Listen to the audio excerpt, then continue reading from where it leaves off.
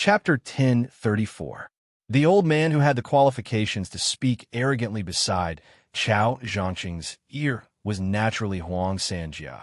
The old man thought for a moment and said, "This old man can roughly guess your plan. However, this old man can't understand why you smart people can't see through the word love. The word love doesn't have many strokes and isn't difficult to write. Why is Wang Xinji able to look down on you? Chao Changqing. Isn't it because you idiots aren't any less talented than her?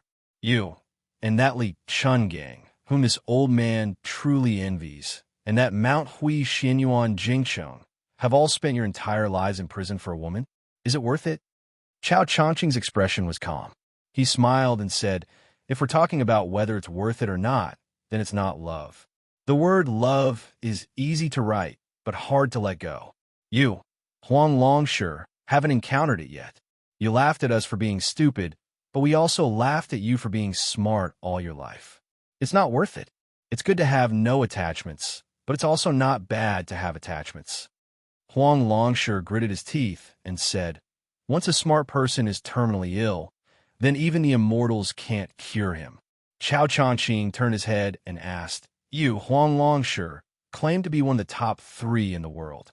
Other than pulling up seedlings to help them grow and adding fuel to the fire, what else can you do?"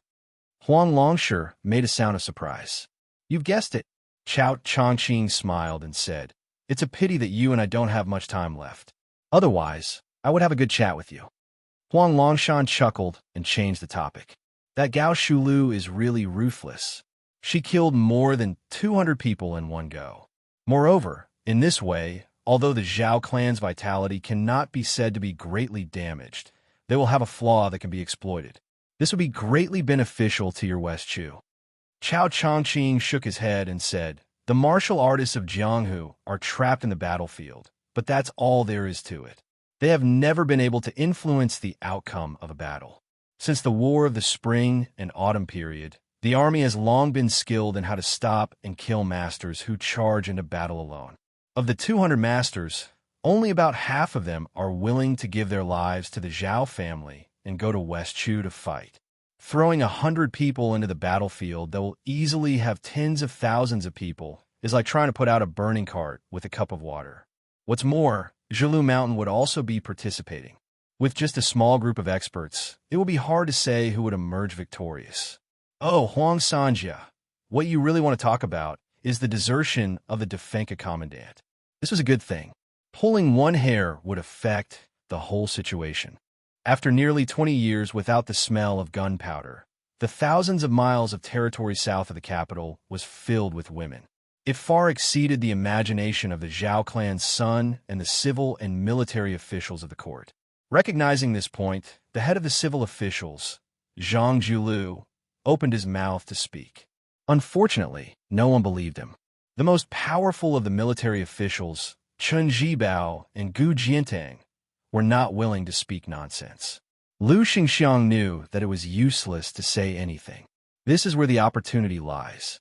Huang Longsure also shook his head. It seemed that he was not optimistic about the final outcome of West Chu. Chao Changqing did not mind. He laughed softly and said, "You plan to hand over the country to the crown prince of Yanxi, Zhao Zhu. Then who will you hand over Jianghu to? Could it be that woman in purple, Xianyuan Qingfeng?" The old man neither admitted nor denied. He said softly, "You said that I, Huang Longsure, can only speed up the growth of the crops, and that the harvest can only be the one that has been set. You're wrong." Chao Changqing raised his head and looked at the figure hovering in the sea of clouds on his sword. Huang Longsure smiled and said, "There is thunder, there is rain, and there are going to be countless deaths." Chao Changqing sighed. It is impossible to exchange decades of chaos for centuries of peace. The old man put his hands together and exhaled a breath of mist. The ancients did not dare to take Mount Tai and surpass the North Sea. The future generations cannot do it. I will do it. Chao Changqing was silent. After a long time, he said slowly, "Madman." Huang Longsure smiled freely. "I am very happy to meet you."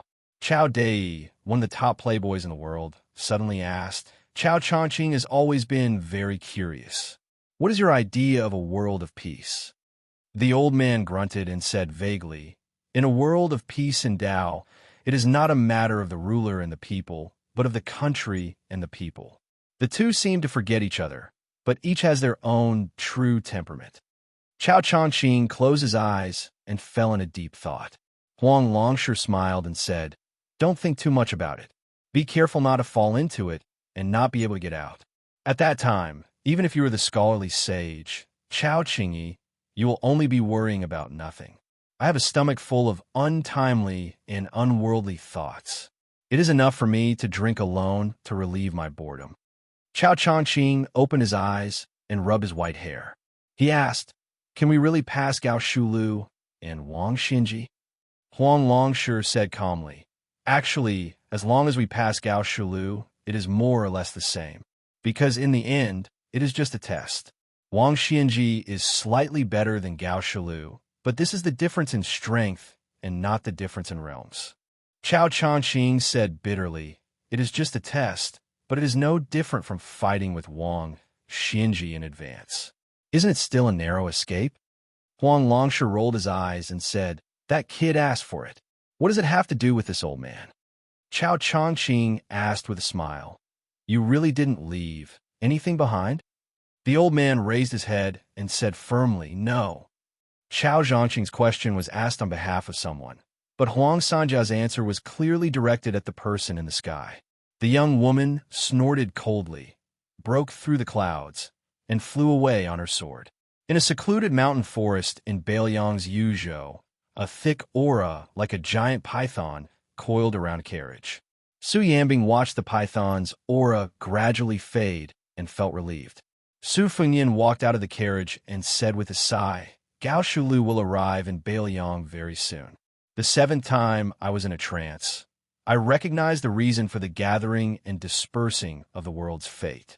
The last time I was in a trance, I remembered the talisman drawing bet by the East Sea.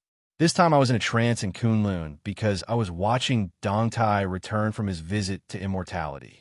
I was careless and bumped into Gao Shulu, so I had no choice but to show myself.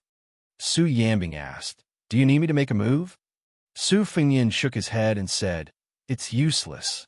I still have to settle this karma myself. For the first time, Su Yanbing showed a gloating smile and said, I have a suggestion. Since the female bodhisattva on Mount Lantaw has tied her hair, why don't we untie it one by one? This method isn't smart, but it's still a method. Su Fengyan hurriedly said, don't. If Luo Yang knows about this, she'll come straight from Mount Zhilu to Bailiang to make trouble with me. That woman will really kill. A laugh. A sneer. It came from the mouths of the two women at the same time, obviously with a hint of disdain. There is no need to say much about the girl who had been wandering around in the distance while carrying a withered pole. As for the other one, she was a bodhisattva. Chapter 1035. Su Fengyan glanced helplessly at the spear master who had probably set a trap for him. When he came back to his senses, the qi in his body was at its most turbulent and dangerous stage, and his perception of his surroundings was not very sharp. As the best fighter in Bailiang, Su Yanbing could easily find out about the arrival of the bodhisattva from the western region. However, Su Fengyan could not. Even when he heard her sarcastic laughter, he did not feel embarrassed. He leaned against the wall of the carriage and did not deliberately stand up to greet her. Instead, he put his palms together and bowed to the six-jeweled master from Mount Lantaw. Then, he waved at her, indicating for her to enter the carriage for a chat. Su Yanbing tactfully walked away. The girl squatted in the distance and drew sand on the ground with a sunflower. The bodhisattva did not enter the carriage. Instead, she stood beside the carriage and looked at Su Fengyan with a peaceful expression. Su Fengyan, on the other hand, was somewhat emotional. At the beginning of the year, when Xianxia was sitting steadily in the spring and autumn fishing platform, this woman led the ghosts out of the city, and he almost mistook her for the white-clothed Guanyin. At that time, he was in awe of this woman who could make the old man in a sheepskin fur coat attack. Later on, the Prince Zhao Kai went to the western regions with a silver vase. He and she were already enemies of opposing camps. After that, The situation took a turn for the worse, and the two of them became a pair of adulterous lovers who flirted with each other. Beiliang secretly used his cavalry to help her get rid of dissidents and climb to the top of Mount Lantau. She, on the other hand, used esoteric monks to help Beiliang infiltrate the refugees' land. Su Fengnian looked at the bodhisattva with a head of black hair. However, the bodhisattva did not lack in celestial aura. Her hair was simply tied in a white hemp knot around her neck, making her look forgettable. At present, not only was Su Fengnian an ally of equal standing with her, he even had the capital to look down on her. Other than the fact that Mount Lantau was a head lower than Mount Qingliang. In terms of martial prowess alone, Su Fengnian was confident that he could pay an acceptable price and successfully kill her, even if she possessed 6 manifestations. Su Fengnian was calm and unperturbed. He smiled and asked, "Master, why did you come to Yuzhou in person?" This bodhisattva, with 6 pearls, who was like the sun in the sky in the western region, seemed to have the ability to make people feel like bathing in the spring breeze and thus feel happy. Her smile was tranquil, just like the celestial being on the mural. However, her tone was slightly alienated. She asked, "The Longxiang army was hastily expanded from 10,000 to 30,000. Can you guarantee that the western region will not be invaded by Beimang?" Su Fengnian twitched the corner of his mouth. It was said that there were 20,000 horse gangs besieging Qingcang City for more than 10 days. They could not break through the city and only left 2,000 corpses. In the end, 6,000 horse gangs slaughtered 12,000 horse gangs in 3 days. They chopped off heads until everyone changed to cold knives. In the end, only a few hundred people escaped. Finally, we know what 20,000 people are. They're just 14,000 horse gangs. Master, you may say that these horse gangs are not worth mentioning compared to the regular army. They're not organized and can only fight some contact battles with 700 or 800 people at most. They can win by bravery. If there are too many people, they will show the fatal flaw of not knowing the battle formation. However, according to Northern Liang spy report, the 2,000 bandits who were the backbone of the 14,000 bandits were the elite cavalry of the Northern Ming Southern Dynasty. They were equipped with good horses, bows, swords, and armor. The leader of the army was a senior military officer of the Southern Dynasty. The reason why the bandits couldn't withstand a single blow was because the bandits were defeated by Huang Man or herself. Master, are you interested in guessing how many Dragon Elephant Army soldiers Huang Man had at that time? The bodhisattva with 6 pearls was expressionless. Su Fengnian did not care. He stretched out a hand and answered his own question, "Only 500. Of course, I don't deny that the Longxiang army is Beiliang's elite cavalry. These 500 are the best of the best. Master, you asked me if I can guarantee that the western region will be protected by Beiliang. The answer is obvious, yes. However, the land of refugees is the focus of Liang Mang's front line. The western region is far away from the main battlefield. Its final ownership and significance of the war is at most a secret troop. No one can be sure when it will be used. It may not even be able to determine the outcome of the war from the beginning to the end. Instead, it may become a burden to the overall situation. Moreover, the deal between you and me was a one-time deal. I support you to control the western region, and you help me to suppress the ancient military town of Fengxiang. Both sides offered a fair price. Therefore, we are both willing and happy to cooperate. Why should I put in extra effort to protect the safety of the western region?" The 6-pearl bodhisattva smiled and asked, "How do you achieve great freedom?" Su Fengnian had a strange look on his face. Dual cultivation?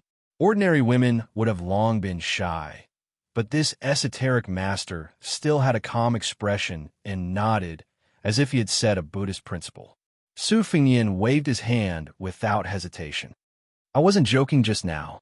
I dare to provoke anyone, but I can't provoke that woman." The 6-pearl bodhisattva smiled. "I can wait." Su Fengnian smiled. "Up to you." The 6-pearl bodhisattva walked up the carriage and sat on the other side. He said softly, "The art of war emphasizes the combination of the strange and the right. When the Battle of Liang Mang started, Liangzhou was the right place, the land of refugees was the strange place, and the western region was the strange place after the strange place.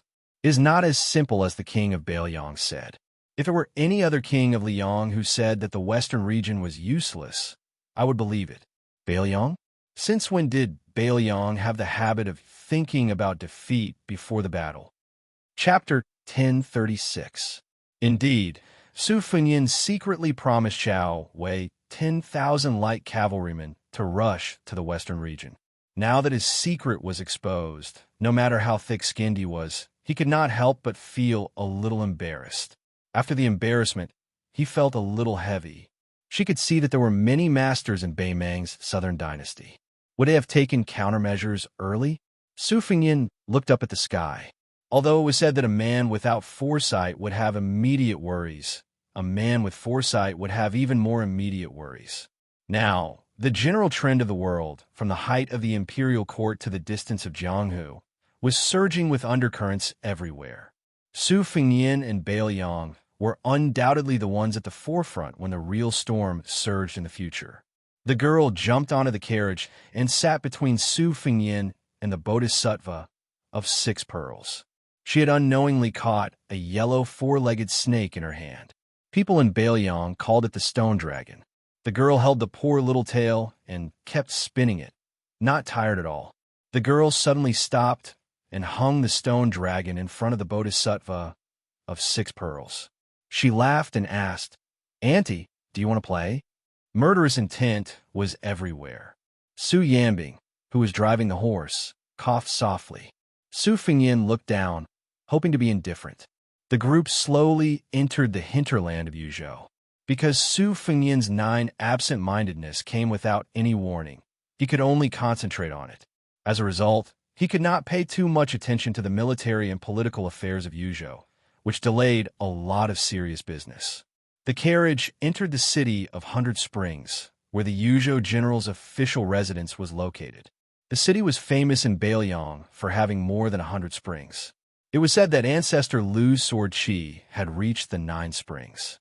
Of course, Su Fengyin also had an identity certificate, but no one would associate the name on the certificate with the king of Bailiang. After entering the city, they randomly picked a restaurant in the downtown area that was prosperous even when they were not eating. Su Fengyin caught a glimpse of the eye-catching sign on the restaurant's wall. Since he became the king of Bailiang, many related stories surfaced.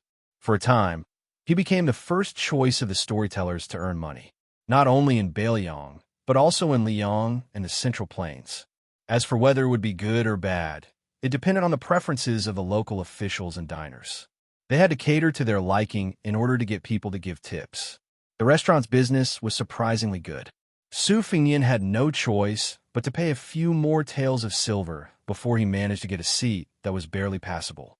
Other than listening to the stories and enjoying the atmosphere, it was more to let Miss Hee fill her stomach. There was still some time before the storyteller went on stage.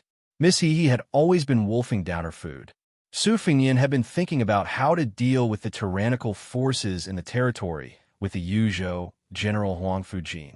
He did not pay much attention to the whispers around him and the covetous gazes of the 6-jewel bodhisattva. Since Miss Hee was full, he paid the bill and left. Soon, several groups of people were fighting over the table he vacated. Su Fengyin passed through the crowd and was already near the door. Suddenly, he heard a familiar sound of a pipa. He turned around and looked carefully. He was stunned on the spot.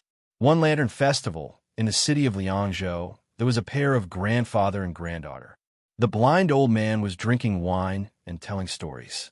He was talking about His Royal Highness's first trip to Jianghu.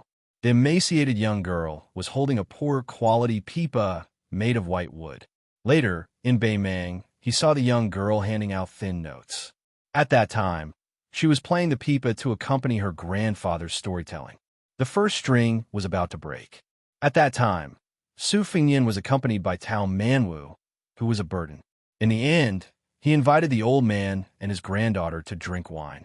He even taught the young girl Chao Jiawu's pipa skills, which had almost become a peerless skill in the world.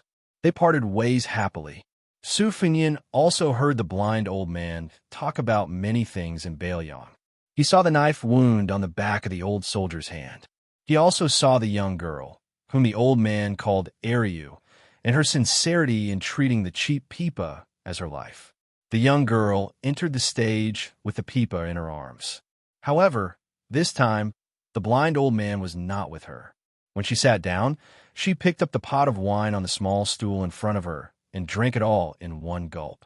Su Fengnian could only hear the crazy jeers and boos from all around. They were all cursing and mocking the young girl, saying that she was a broken shoe used by a Beimang barbarian and that she had lost face for Bailiang. They said that she should have died outside the pass. What was she doing back in Yuzhou? She was a woman who only cared about money. The young girl was indifferent. She gently stroked the almost broken string of the withered pipa. A few armored soldiers who deliberately occupied the closest seats sat with their legs crossed. Every time the girl told a story or played the pipa, they would throw a string of copper coins at her. Obviously, they were already familiar with this and treated this matter as a form of entertainment. Then, everyone saw a young man walk onto the stage and squat in front of the young girl.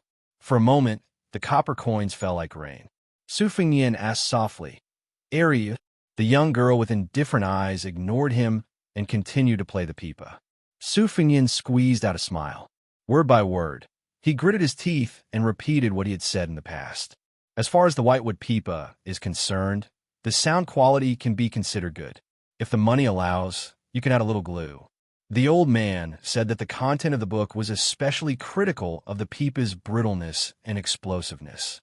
Also, the first string is not far from breaking.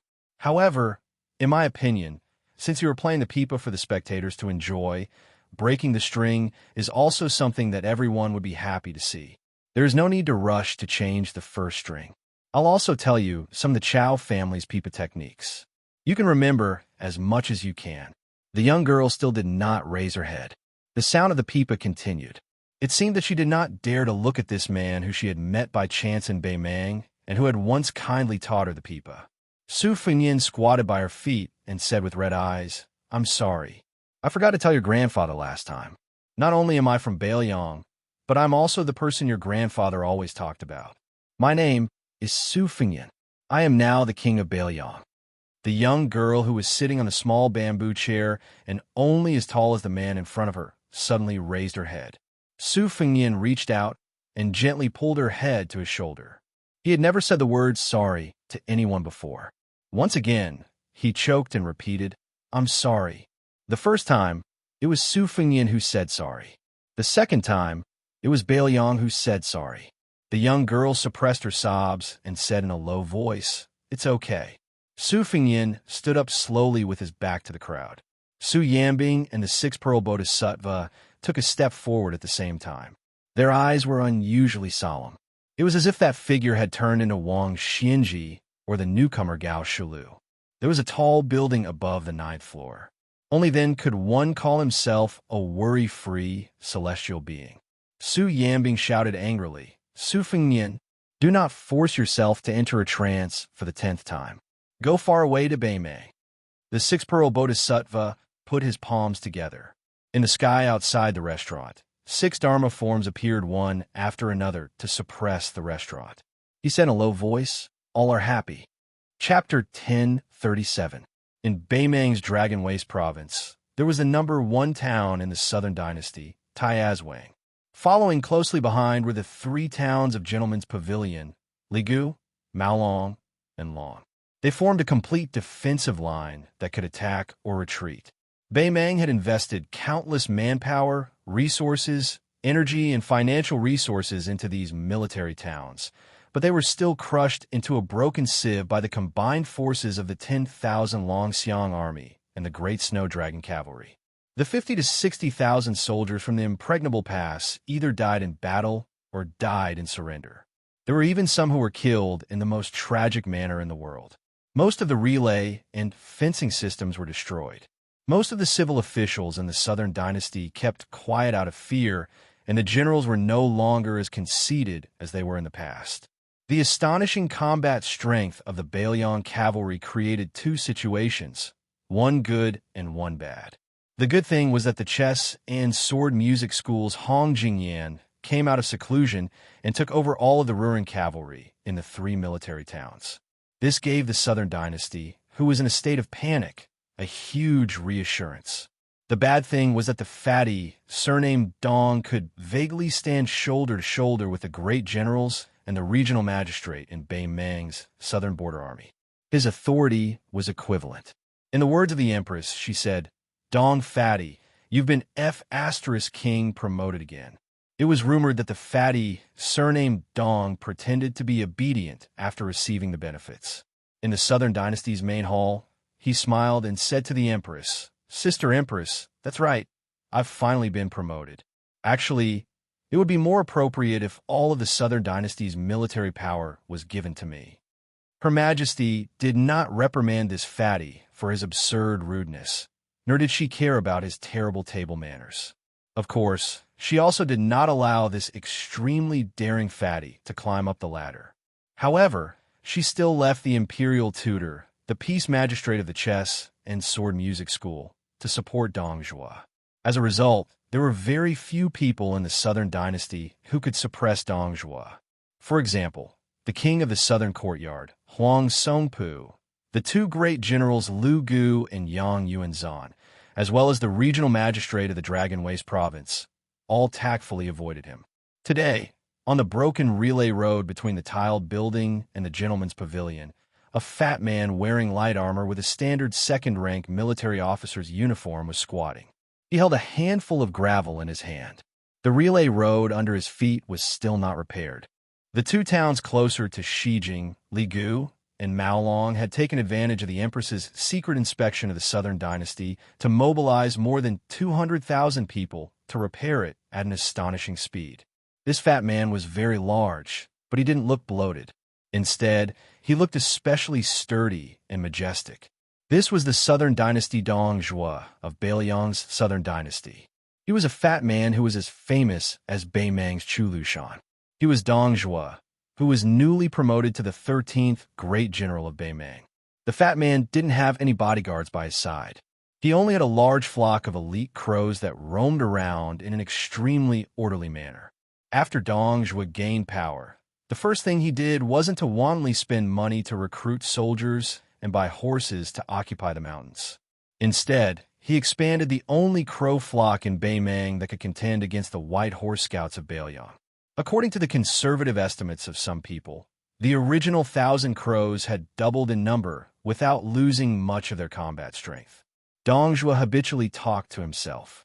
When Dong Zhuo was still a little fatty, he was often mocked and ridiculed by others.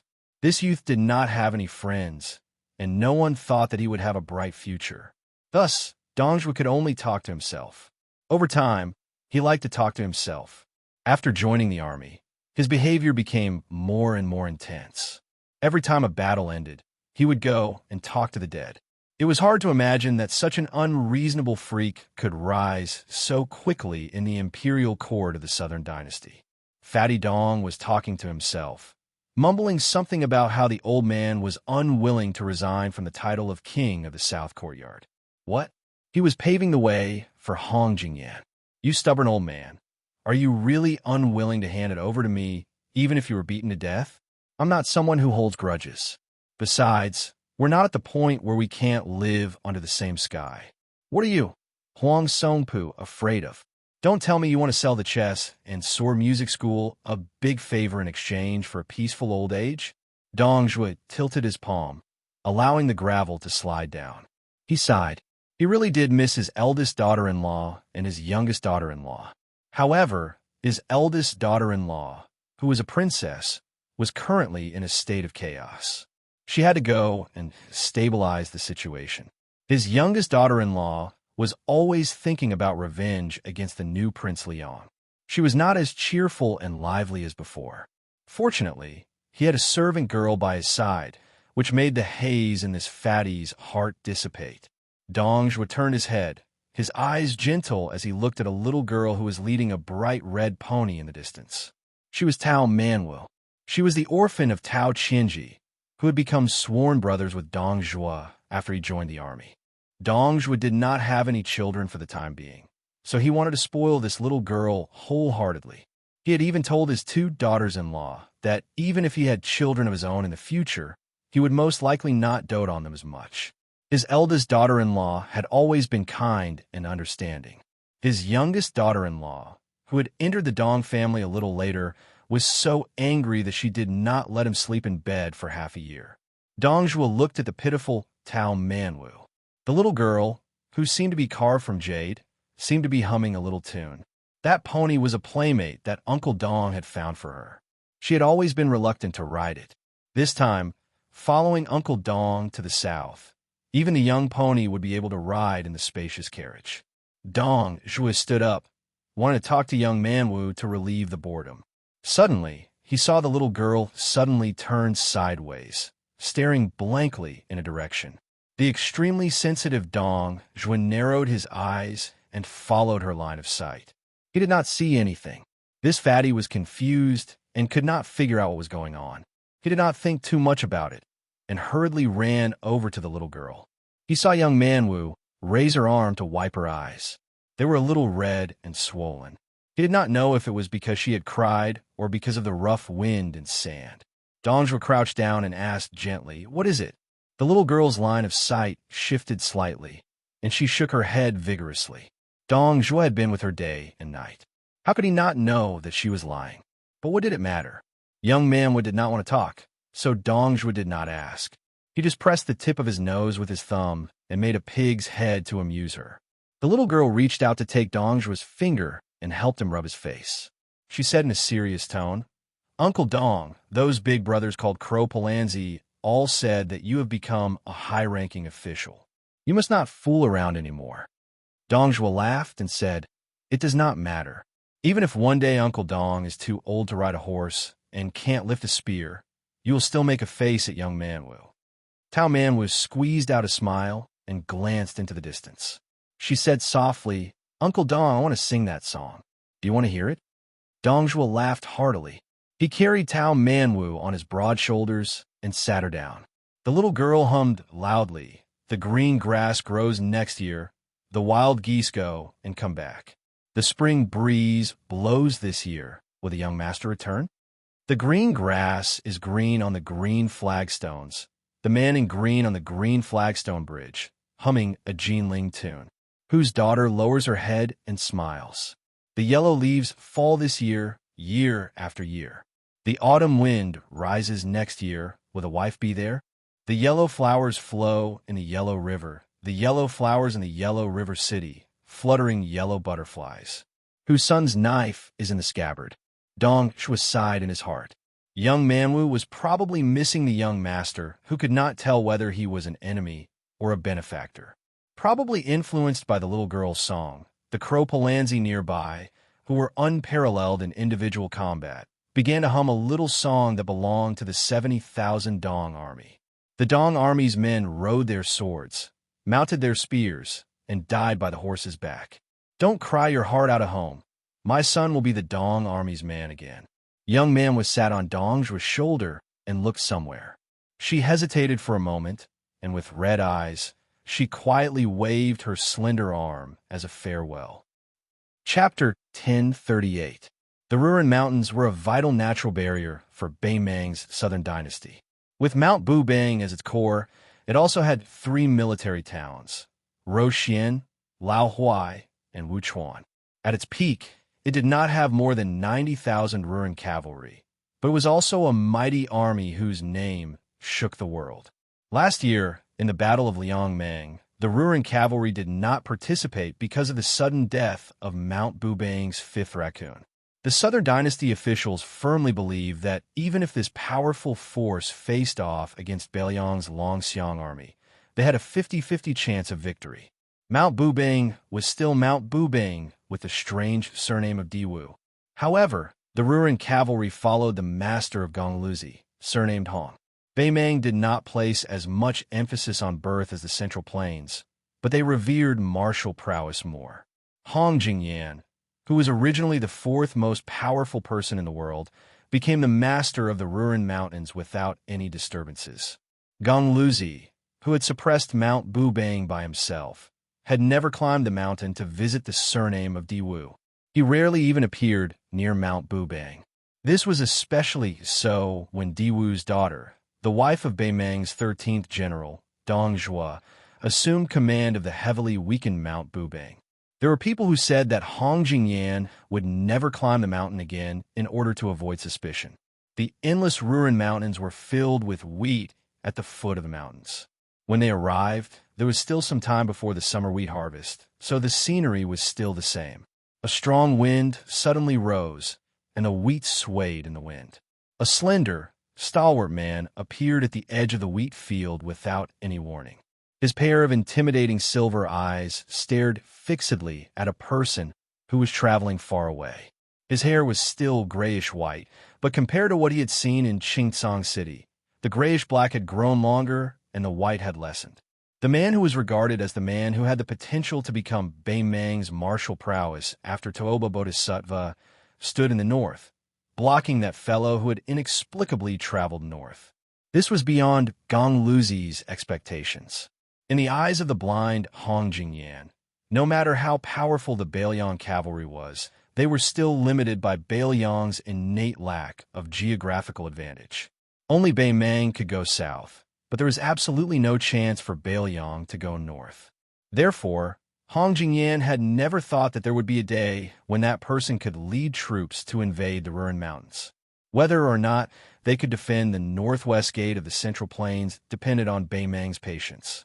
When Hong Jingyan saw him, he thought of the man who used a spear and was bestowed with the surname Tu. Not long ago, when he was escorting Zhong Liang back to Beimang, the proud and arrogant Hong Jingyan had actually allowed the other party to gain the upper hand. This made Gong Luzi, who had always only cared about Wang Xianji and the Beimang god of war, Gong Luzi, whose state of mind was inevitably subtly damaged. It was so subtle that Hong Jingyan had to defeat the few masters of martial arts like Dong Tai and Deng Mao before he could recover to the peak of his former state. If it were in the past, Hong Jingyan would have tried to intercept and kill this person on the spot when he saw that this person was mentally wandering. But now, Hong Jingyan had to worry that this person was just an extremely tempting bait, and that Wang Xiao, whose real name was Lu Yanbing, was waiting for the fatal blow in the dark. The young celestial being, who was mentally wandering, shuttled through the green wheat field. Wherever his mind and body went, he was not arrogant enough to get close to the murderous Gong Luzi. Standing in the wheat field 1,000 feet away, he reached out to stroke the wheat that had not yet formed ears and added fuel to the fire.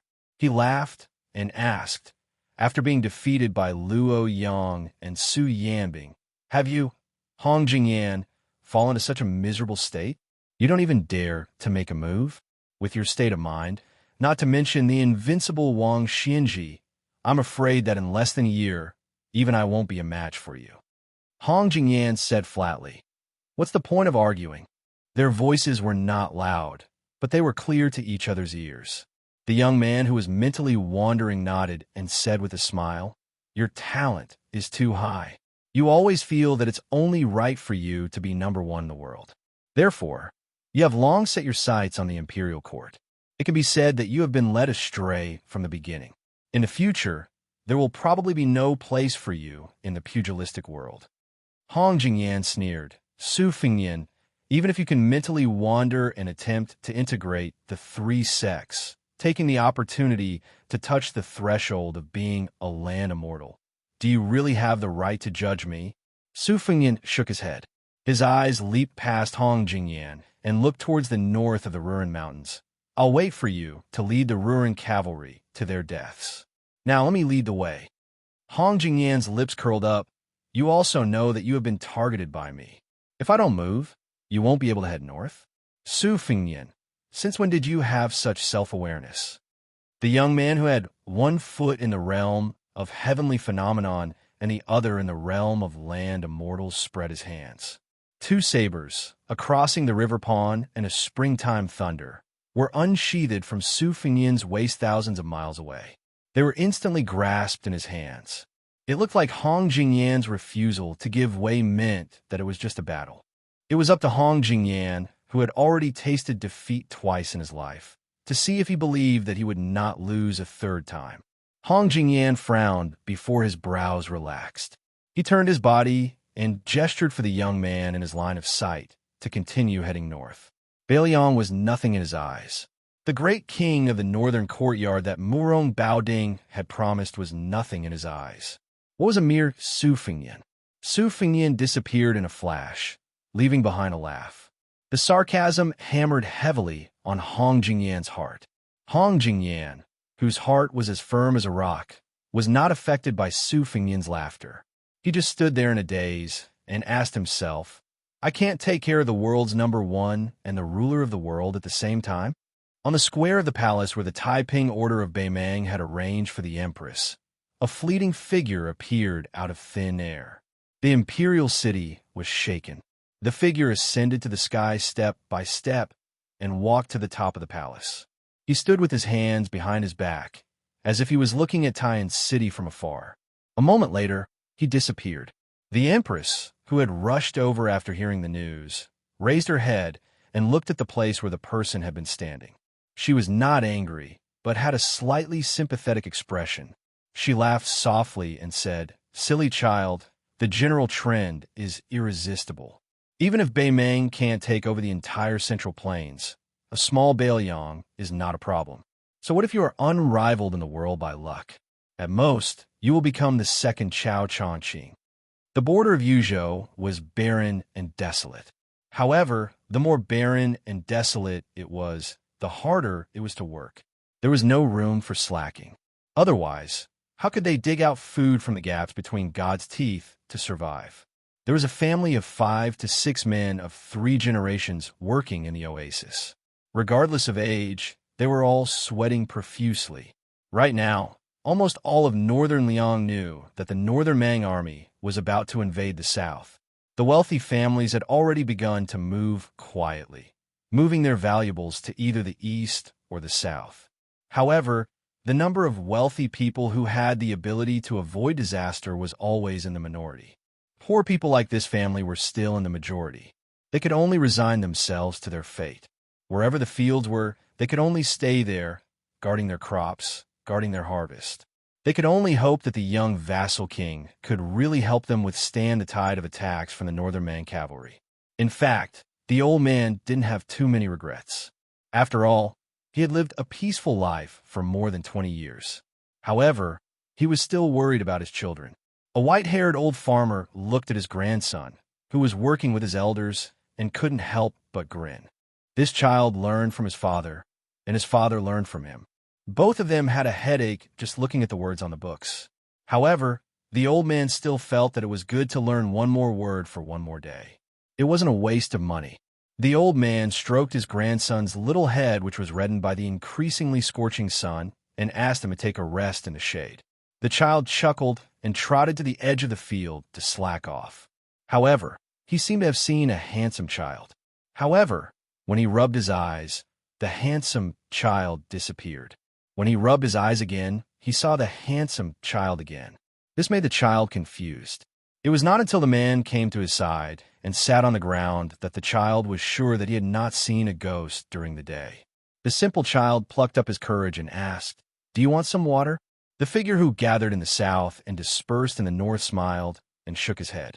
He looked at the figures in the field who were facing the yellow soil with their backs to the sky and asked softly, "Will the harvest be good this year?" The child was stunned and said naively, "The snow is heavy at the end of the year. It should be good." The child smiled and asked, "Did anyone in your family join the army?" The child said embarrassedly, "No. My father wanted to go before, but he wasn't chosen." As if he was afraid of being looked down upon by the child beside him, the child said with a serious face, "When I'm older, I'll definitely go. I'll kill the northern barbarians and earn a lot of money to send home. Yes, and protect our family. Also, let me tell you something. Hey, child, don't tell anyone else. Our village's Aunt May is very pretty, but she has always ignored me. When I grow up, I'll definitely marry her because her sister married a soldier at the border. I saw him once a few years ago, and he was very impressive. So I'll also go to war." The child nodded. The two of them took a break from work and looked into the distance. When the child finally came to his senses, the child beside him had already left. The child jumped up and shouted to his grandfather, "I saw an immortal." The old man smiled and straightened his back. He wiped his sweat and murmured, "This child." Chapter 1039. At first, the people in the restaurant were a little afraid of the young man with the saber. However, when he got up, he did not seem to be angry. He just foolishly held the pipa and stood beside the storyteller. Naturally, they thought of him as an embroidered pillow who wanted to save the beauty but did not have the strength to pull out his saber. Such a timid young man from a rich family was rare in Baelyang. Most of the soldiers who threw money at him had some family background. Otherwise, they would not have dared to come to the restaurant to drink, eat, and listen to storytellers while they were on duty. Moreover, they were the soldiers in charge of monitoring whether the young man broke the law. It could be said that if the young man dared to pull out his saber, they could capture him, whip him dozens of times, and throw him into prison. Without 200 or 300 taels of silver, they would not be able to get him out. Yu, who was hugging the pipa, raised her head to look at the young master whose eyes were unfocused. Even though his appearance had changed, she was certain that he was him, the young master who had traveled the northern Mang and sat at the same table as her grandfather. After an unknown amount of time, the self-proclaimed Northern Liang king seemed to wake up. His lifeless eyes regained their luster, and he turned his back to her. Su Fengyin said calmly to Su Yanbing, who looked relieved, "Guard the door. Huangfu, she will be here soon." The woman with her hair tied up called out 6 Dharma forms, but still could not stop the celestial being from traveling. Her expression was strange, as if she had met this man for the first time. Su Yanbing wanted to say something, but stopped. In the end, he did not say anything. He walked to the door of the restaurant and closed his eyes to concentrate. Some customers sensed that the situation was not good and wanted to escape. However, they were knocked out before they could get close to the door. Su Fengyin slowly walked to the tables of soldiers who had stood up. His fingers pressed on a Baelyang saber that he had untied from his waist and placed on the table. The Yuzhou cavalryman who was supposed to be in charge of the young men in the city could not take the saber away. The dozen soldiers were led by a burly captain. He had good eyesight and knew that he had encountered a difficult person. However, he did not show weakness and said in a low voice, "Young master, I am Huang Yi from the Huang family of Iha County. You should think about it yourself. If you and I each take a step back today, I can still treat you as a brother. You can walk out of this restaurant and drink in Iha County. I guarantee that you won't have to spend a single copper coin." Su Fengyin said expressionlessly, "You can say this to Huangfu, she later." The head military officer from Iha County was greatly shocked. Just as he was about to speak, he heard a rush of horse hooves coming from outside the restaurant. Listening to the horses, this was the ability that all old soldiers should have. Although this head military officer was domineering, he was not careless in his battle formation and martial arts. Even if the Yuzhou soldiers were a level lower than the border soldiers, they were still much stronger than the Lingzhou soldiers. The captain gritted his teeth and laughed coldly. The Yuzhou general is a high official. However, my father had followed Great General Yin for many years. He is not someone that Huangfu she can offend. Su Yanbing allowed Huangfu Shi, who was wearing the uniform of a general without any armor, to walk into the restaurant. This was the second time he had seen the Baelyang king today. He did not say anything, prostrating himself on the ground and kowtowing. Su Fengyin raised the ordinary Baelyang blade. Ignoring the restaurant full of shocked customers, he walked in front of Huangfu Shi and asked, "I will only ask you one thing. Do you know about the restaurant?" Huangfu Shi lay on the ground and said with a trembling voice, "The official residence is only 3.5 streets away from here. I have heard about it. However, as a Yuzhou general, I only dare to manage the military affairs of a province. I do not dare to cross the border and interfere with the government affairs of a province." Su Fengyin smiled. "You are truly a competent general who abides by your duties. This king can't be worried about handing the military power of Yuzhou to you." The Yuzhou general, who was of primary 3rd rank and had power that could not be any more powerful, lay on the ground without daring to breathe loudly. Su Fengyin extended a leg and directly stepped on Huangfu Shi's head that was pressed against the cold ground. With a bang, the nearby spectators all saw blood flow out from where the Yuzhou general's face touched the ground. However, this general who had once appeared on the stage at the great reading of the gourd in early spring still did not move. Su Fengyin looked coldly at the back of Huang Fuxi's head and muttered to himself, "I have given you power. Since you do not dare to offend people, this king can do it himself." Su Fengyin suddenly extended an arm. Before Huang, the commandant who did not have the time to kowtow to the king of Beiliang, his robust body was involuntarily pulled forward and he stumbled. The Beiliang blade was unsheathed and a head appeared on the ground. Su Fengyin casually pushed away the headless corpse that was falling forward. Those soldiers who knew that they had encountered the new king of Beiliang did not dare to draw their blades against him, even if they were beaten to death. The status of the king of Beiliang was enough to make them not dare to move. Moreover, the king of Beiliang, who had secretly visited the capital of Yuzhou in disguise, was said to be a top expert who had personally slaughtered the fifth raccoon of Mount Bubang. Their family background was not as good as that of Huang Yi, so they did not have any life-saving talismans. Therefore, they could only kneel down and beg for mercy. Su Fengyin raised the Beiliang blade. The blade was as bright as a mirror. Although it had not yet been replaced with the sixth-generation cold blade, nicknamed Great Grandson, it was still worthy of being called the sharpest war blade in the world. As Su Fengyin's two fingers swiped across, the heads of those kneeling soldiers fell to the ground one by one, including Huang Yi, who was the first to suffer. The 16 soldiers were all dead. Su Fengyin sheathed the cold blade in his hand and tossed it to Huang Fujin's side. In passing, he said, "You can continue to kneel." Then he said to Su Yanbing, "Call in Yozhou's deputy, General Lu Dian." A young and strong general quickly walked into the restaurant and knelt near Huang Fujin. He did not dare to look at the dismembered corpses on the ground, nor did he dare to look at the crowd of kneeling customers. He only heard the king of Beiliang casually say, "Everyone in the restaurant has their property confiscated. As long as they have an official position, immediately drag them out and kill them. Have someone hang these corpses on the screen wall of the general's residence in Yuzhou. Spread the word that this king is sitting in the general's residence. If anyone wants to see this king, regardless of whether they want to collect the corpses or plead for mercy, the general's residence will not stop them." Su Fengyin walked over and took Aryu's hand as they walked out of the restaurant. The woman hugged the pipa, dejected and speechless. They sat in the carriage and slowly drove toward the Yuzhou general's residence. Su Fengyin sat upright and still.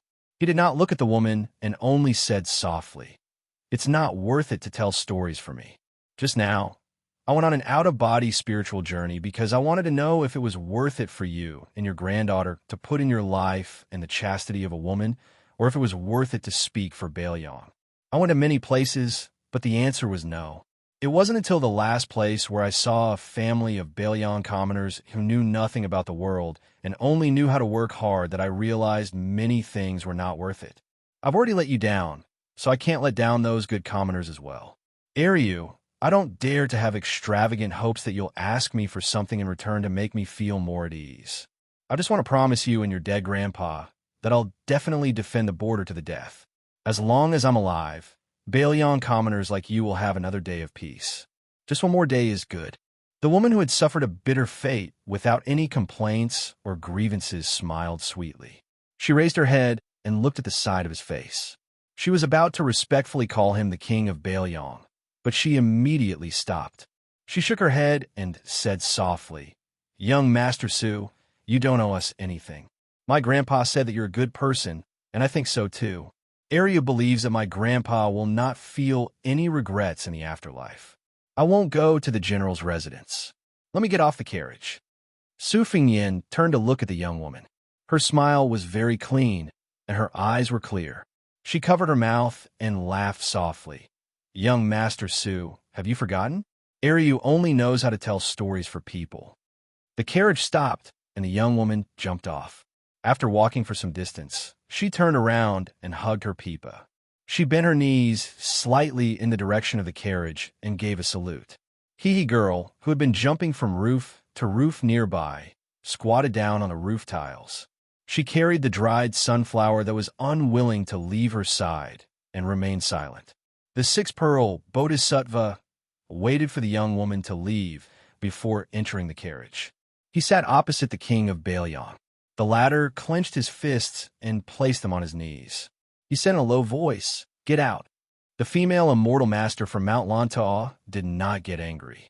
Instead, she said calmly, "Freedom is a small thing, but there's still greater freedom to seek." Su Fengyan raised his head and sneered, F***CK, your greater freedom. Chapter 1040.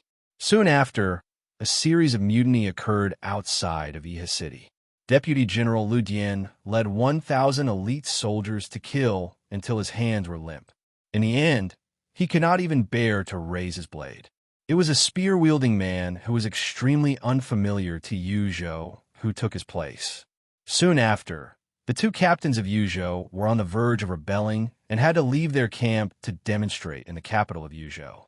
Huang Fujin's personal soldiers had no choice but to increase from 1,000 to 3,000. They continued to fight amongst themselves, and there was no suspense in the outcome. The heads of the two captains were hung on the city walls of Iha City. More than half of the Iha River nobles either knelt on the streets outside of the general's residence to force the emperor to abdicate, or fled out of the city and allied with their in-laws and nobles outside the city, using various methods to forcefully pressure that person. Without exception, all of the nobles within the city were stripped of their official positions, all of their belongings confiscated and sent to the army. It was to the point that there were even people from the personal camp of Huang Fujin and Lu Dian that had defected. At the end of the spring of the first year of Xianfu, this great upheaval from top to bottom of Yuzhou showed no signs of subsiding. Because of the self-righteous and violent retaliation of Yuzhou's military and government, it actually attracted the 8,000 Great Snow Dragon Cavalry of Liangzhou. They penetrated deep into the heart of Yuzhou. In addition, the 3,000 personal soldiers that Wang Ji of Lingzhou had recently added were all mobilized, heading straight for the border of Yuzhou, not to mention the Tongmin Pass Captain Xianxia Ma, who had never left the seclusion, also led 6,000 elite cavalry out. Apart from this, Baelyang Protector General Chu Lushan personally mobilized troops, ordering Ningame to lead half of the Iron Stupa Heavy Cavalry and 2,000 White Feather Crossbow Cavalry to set up camp on the west side of Yuzhou, eyeing covetously like a tiger watching its prey. If one said that Huaihua, Great General Zhonghongwu, was once the shadow master of more than half of Lingzhou, then Yuzhou, from the border army to the army within its borders, could be considered the personal bodyguards of Great General Yan Wenwan. Yuzhou, which was said to have 800 general families, the vast majority could be considered the disciples and grand disciples of this old general. Their increasingly fierce resistance finally made an old man overseeing the border unable to sit still. However, he did not muster a large force to lead troops south. Instead, he traveled lightly and noiselessly to Iha's city of Yuzhou. The carriage stopped outside the city. The old man, who was blind in one eye, walked alone into the city. Walking on the streets brimming with killing intent, the old man walked all the way to the residence of the general reeking of blood.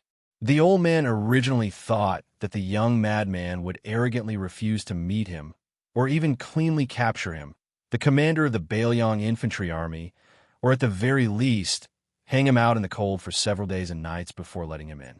However, the old man guessed wrong. The young man was sitting alone on the steps outside the residence, as if he had been waiting for him all this time.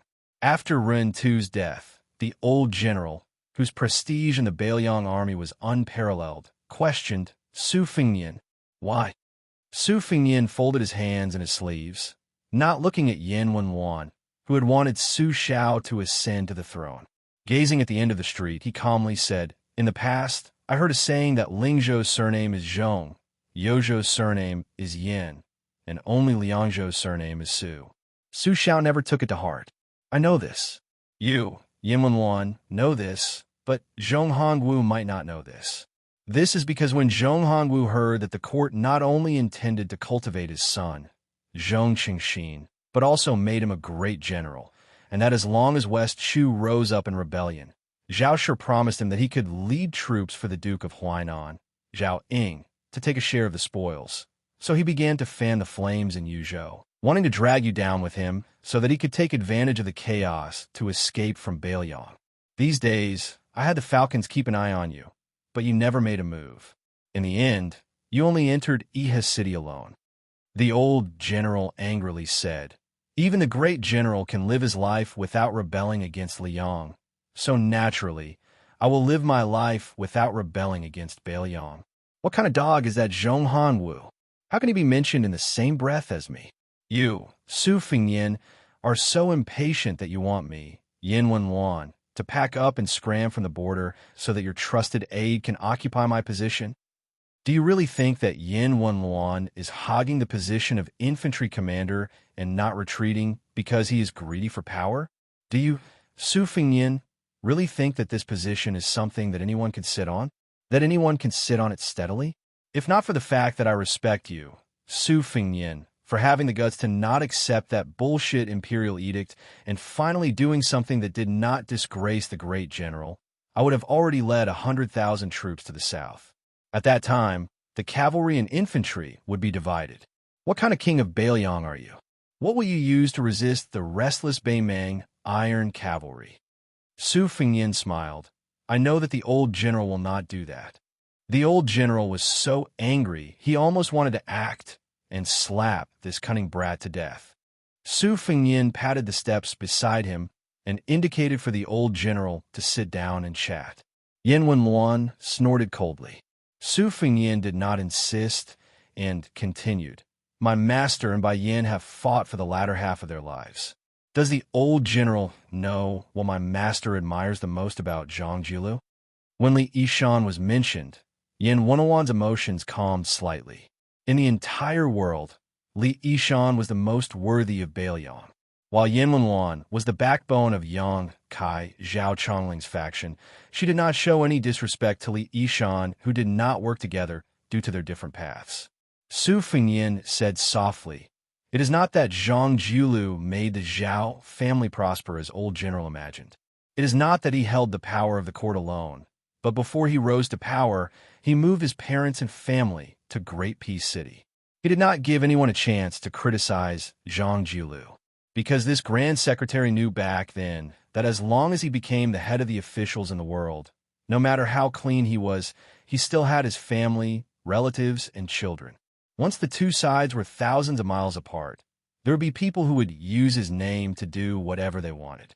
Even if everyone in the court could only criticize silently and not accuse him, the spirit that supported Zhang Jiulu's rule of the world would weaken. So this is what my master admires the most about Zhang Jiulu. Looking back at our Beiliang, Su Xiao, my master did not expect all of you to have the breadth of mind and vision of Zhang Jiulu. Before Su Xiao died, he was still worried and told me to have a tolerant heart, to tolerate other people making mistakes. In the past, I did this. In the Lingzhou officialdom, I endured and did not kill anyone, not one. Yin Wenluan's expression was still gloomy, but it was a bit better than before. Su Fingyin continued, minding his own business, but I realized that Su Xiao was not wrong, but he was not completely right. The Beiliang under our feet belongs to the Su family in name, but in the end, it belongs to the people of Beiliang. I, Su Fingyin, actually do not mind how you disregard the law and discipline. As long as you fight for my Su family on the battlefield, it is enough. I can be the king of Beiliang with a clear conscience. Who knows, I might even be able to leave my name in the annals of history. Not to mention the official history, perhaps there will be a few good words in unofficial history. Everyone says that since I put my head on my belt to conquer the world, then I deserve to rule the world. I, Su Fingyin, did not say that you should not enjoy life. But enjoying life is not wrong, right? Cherishing life is not a bad thing, right? Old general, why don't you, and I just treat it as speaking with conscience to Su Xiao, Yuzhou, Lingzhou, and Liangzhou. How many of these generals treat the common people as human beings? I did not stay behind closed doors at Mount Qingliang and make sarcastic remarks. Instead, I personally walked around Yuzhou, and only then did I walk step by step to Yihe City. In truth, I would like to say to all the officials of the Northern Liang Path, whether you relied on your own abilities to become an official or relied on your parents' contributions to become an official, if you want to enjoy life, then go ahead and enjoy it. Don't harm others too much. However, these words cannot be made known to the public. Moreover, even if I said these words to Zhonghan Gu with all my sincerity, he would only think that it was an unfunny joke. What could I do? He sought his own death, so I could only let him die. Oh, that's right. The one who reported Zhonghan Wu was none other than the county chief of Longqing County, his son, Zhong Qingxin. Yin Wenwan's expression was uncertain. Su Fengyin gazed into the distance and bit his lip. Not being able to manage Yuzhou well is Huang Fuxi's fault, as well as your fault, old general. Of course, if we are unable to defend Bailiang in the future, in the end, it is still my fault. The old man hesitated for a moment, then walked up the steps and sat down a few steps below Su Fengyin's feet. Su Fengyin suddenly smiled and said, I heard Su Xiao say that back then, old general dreamed of riding a horse, just like how you entered the imperial city of Northern Han, swaggering into the imperial palace of Great Peace City. The old man, with his back to the king of Bailiang, cracked his lips into a soundless smile. Su Fengyin said softly, Old general, you can forget about this. However, a few days ago, I entered an out-of-body state and traveled to the imperial palace of Beimang. That place is not much inferior to Great Peace City. Old general, why don't you take a step back and settle for the next best thing? Let's strive to ride a horse there and raise the whip. Yin Wenwan turned his head and asked, truly? Su Fengyin replied with a smile, I only have this thought. As for whether or not I have the ability, old general, do you truly believe that I can do it alone? Yin Wenwan stared blankly for a moment. He lowered his head and cursed. Motherfucker, he's just like the great general when he was young. Back then, he lied to me and said that as long as I followed him, I would be able to ride a horse until my butt was polished clean. This old man really foolishly took the bait. Yin Wenwan paused for a long time and then raised his head to look at the sky. He murmured, but the great general did not lie to me, did he? The old man retracted his gaze and suddenly stood up. He said gravely, if that day really comes, even if I, Yin Wenwan, am too old to ride a warhorse, I hope that the king of Bailiang can have someone carry me there. If I am already dead, since the king of Bailiang has agreed to carry the coffin for that old soldier of the fish drum camp, Xu Yongguan, then you would not mind carrying the coffin for Yin Wenwan once, right? Su Fengyin also stood up and said calmly, Su Fengyin thanks old General Yin. The old man walked down the steps and turned around to face Su Fengyin. He raised his hands and shouted, Cavalry of the fish drum camp, Yin Wenwan, Xu Yongguan, and his comrade, greet the king of Bailiang. The old man then turned and left. He left the Yi River, Yuzhou, and headed for the border.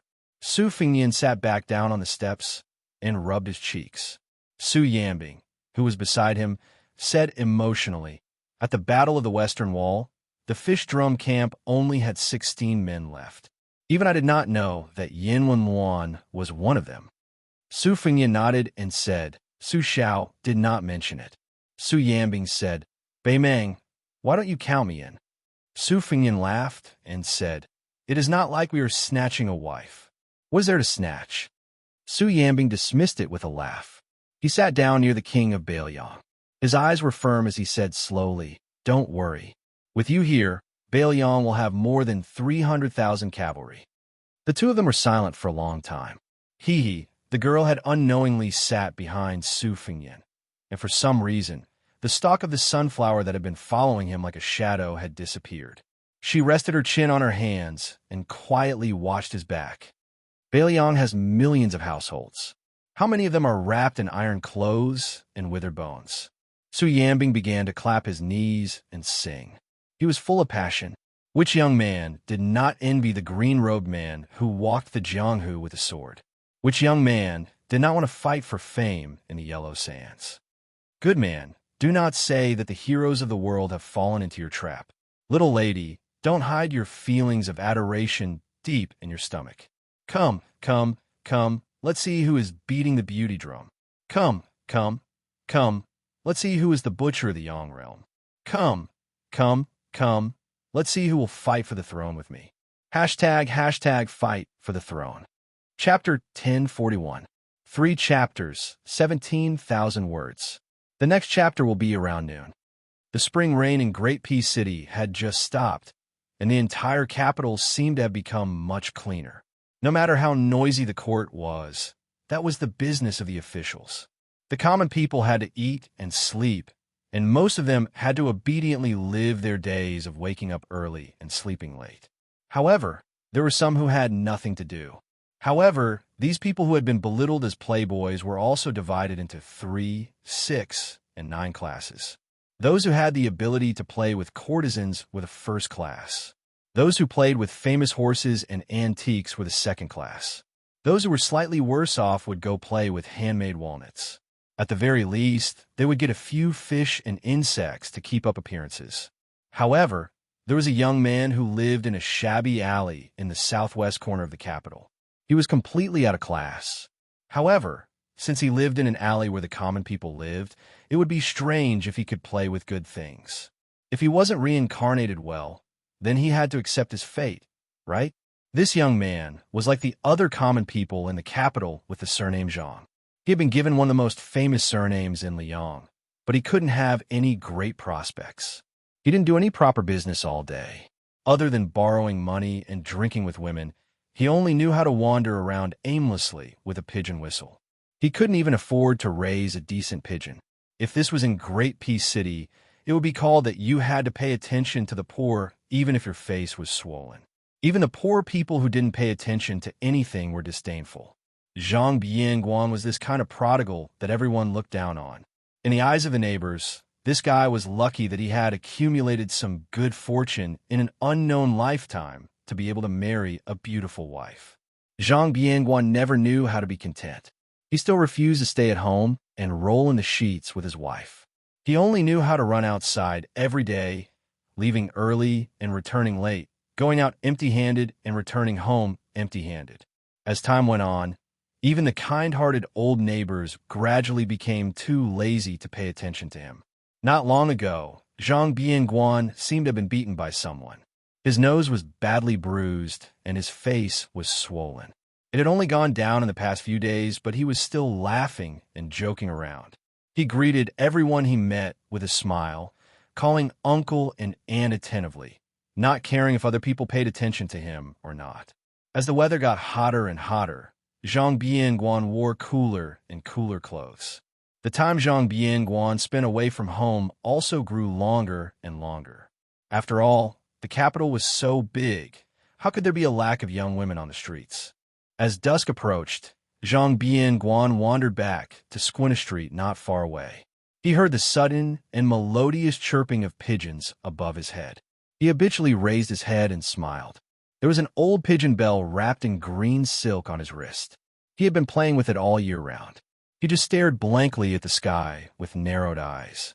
For so many years, he had been ridiculed as someone who couldn't even eat leftovers and step on dog shit. No one knew what he was thinking. Anyway, no one was interested. Those who had a general understanding of his temperament only knew that this useless coward probably still wanted to play, but he didn't dare to accompany the rich to play in those high-class, snowy places. In the end, he could only look at those dead things that didn't cost money. The colorful attics, the gray and unknown alleys, the Chengwu Gate that brought soldiers, the Chaoyang Gate that brought grain, the Dingshan Gate that brought wine, and the stone Shilin that squatted on the drum tower for a few years after Liang established the dynasty. The chirping of the pigeons drifting in the sky began and ended.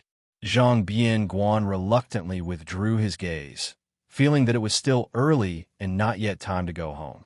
After thinking for a while, he ran to the side of the Lock Dragon well on Squinting Street and squatted beside it. This ancient well had been dry for a long time. Beside the well, there was a judge made of yellow mud bricks. According to the rumors in the marketplace, Liang suppressed the water in the world with fire. This clay statue was as tall as a person, sitting with its chest and stomach exposed, and laughing with its mouth open. Every mid-autumn, the common people would add firewood to the fire, and flames and smoke would rush out from the mouth and nose of the clay judge. Zhang Bian squatted beside the well, as usual at the foot of the clay statue, occasionally raising his sleeve to wipe the corner of his mouth. A few days ago, he was beaten up quite badly by a group of people. They probably mistakenly thought that Zhang Bianguan's father was about to lose his power and that it was time to teach this bastard a lesson that disgraced the aristocratic families of the capital a lesson. However, after satisfying his craving with punches and kicks, he discovered that the weather in the Liang imperial court was still the same. This brat's father was even more ruthless for the first time, beating up a large group of people until they cried for their parents. As a result, the people who relied on these groups of people to eat and drink immediately hid. They didn't even have the guts to apologize to Zhang Bianguan. Later, they trembled in fear for a good half of the day and didn't even wait for the slightest bit of revenge. Only then did they all let out a collective sigh of relief. They gathered together and increasingly mocked this person, surnamed Zhang, for being a big piece of trash. He had a father that they couldn't even pray for, even if they burned incense and prayed to Buddha. He didn't know how to use the tiger's skin to enjoy his life. He deserved to be treated like a pile of rotten dog shit that even stepping on would dirty his shoes. Zhang Bianguan's only strong point was that his mind wandered thousands of miles away. When he suddenly discovered that there was an elegant young man beside him, he glanced at him and didn't say anything. After waiting for a long time, he finally smiled and asked, "You really didn't come to beat me to vent your anger?" The scholar-like scholar smiled and shook his head. "How would I dare to beat up the son of the Grand Secretary? Besides, if we really fought, I wouldn't be your match. Why would I bring shame to myself? Even if you didn't fight back and let me beat and scold you, I would still be treated as an amusing fool by you." Zhang Bianguan made a sound of surprise. "So, you're actually a sensible person? You're not from the capital, are you? With your eyesight, if you're from the capital, you wouldn't even come to see me." The scholar asked, "You admit that you're a smart person?" Zhang Bianguan sneered and said self-deprecatingly, "I'm considered a smart person? Then what would my father be?" The scholar nodded and said, "That's right." Zhang Bianguan lay on the mouth of the well and gazed at the dark and bottomless mouth of the well. He no longer paid attention to this unknown scholar who was boring once he understood things. The scholar leaned against the mouth of the well and said faintly, "I know you like to see the scheming and scheming in the palaces and pavilions because they only complement each other. Compared to the harm between people, they are much more amiable and lovable. I also know that when you left the Zhangfu to set up your own household, you planted a peach tree at home. The people of Great Peace City all like to have trees in their yards. Pomegranates that give birth to many children, jujube trees that give birth early, persimmon trees are also common, but there are no peach trees because the character for peach sounds like escape and is inauspicious. Great Peace City is the root of Liang. If the tree is moved, it will die. Where can the people of Liang escape to without Great Peace City? You, Zhang Bianguan, are not stupid. You planted it for your father, but your father, the Grand Secretary of Liang, ignored it. He did not escape, so you, as his son, can only continue to stay in Great Peace City and wait for death. Hopefully, in the future, you can at least send him off. It would be even better if you could drink at the Qingming festival." Zhang Bianguan calmly made an "oh" sound and continued to look at the mouth of the well. The scholar smiled slightly and said, "You must have guessed that I am that Sun In who came from Bailiang to ask Tananon for an official position." Zhang Bianguan turned his head. "Sun In, is it? Then tell me, what exactly is that stone Qilin on the drum tower, silently watching the world for hundreds of years waiting for?" Sun In had already quietly entered the secretariat and successfully attached himself to the towering tree that was Tananon. Although he was just a small official, since he had entered Master Huan's discerning eye, wasn't his meteoric rise just around the corner? The few people who understood this point long ago, but the vast majority of muddle-headed people would not remain muddle-headed. Sun In met the blue-eyed young son's gaze and shook his head. How would I know what a stone shielan is waiting for? In any case, it's not waiting for the wind to blow and the smoke of war. In the end, the people are in a terrible situation. If it's only exchanged for people wearing dragon robes, is it fun? Zhang Bianguan laughed and stroked his stubbled chin. It's not fun. Zhang Bianguan sat shoulder to shoulder with Sanin. He stretched his neck, exhaled, and then inhaled again. Only then did he chuckle and raise his wrist to show Sun in the simple and unadorned pigeon bell. He said, "In the past, I received a pigeon as a gift from someone. It's a first-class item, black with a hint of purple. Compared to the king of Baoyang, Su Fengyan's falcon, the price is not much different. At the time, my father had not yet become the Grand Secretary, only a third-rank official. My father came to find me, but he didn't scold me. You should know what kind of person my father is. Scolding others would be flattering you. Other than Master Huan, he has almost never scolded anyone in his life. He asked me, 'This pigeon is my father's current net worth. What kind of thing are you, Zhang Bianguan, to be worth this price? Are you stupid, or are you really stupid?' That year, I was 14 years old. In a fit of anger, I returned the pigeon to someone. That person, in front of me, said with a smile that he didn't have the habit of taking back gifts. Afterwards, he used his hand to strangle the pigeon to death. He was the current crown prince, His Highness Xiaozhuan. From that day onwards, I swore that I would never mix with these people again. I would rather listen to the creaking sounds of small doors opening than listen to them flattering each other. I would rather look at those dead objects that no one cares about than look at those children of influential families whose farts can be sold as gold and silver. Over time, no one liked to take me out to play. I was also happy to be alone in peace. When his father, Zhang Julu, was mentioned, Zhang Bianguan couldn't help but sink into contemplation. Chapter 1042. He still remembered that after his father had distinguished himself in the Hamlin Academy, his grandparents had moved from their old home to the city.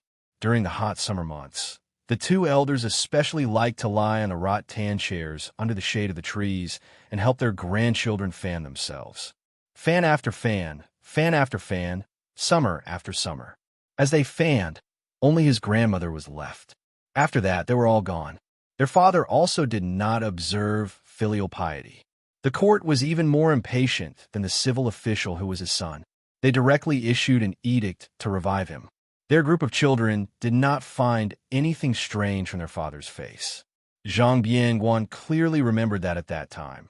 In Tian City, the streets were filled with rumors.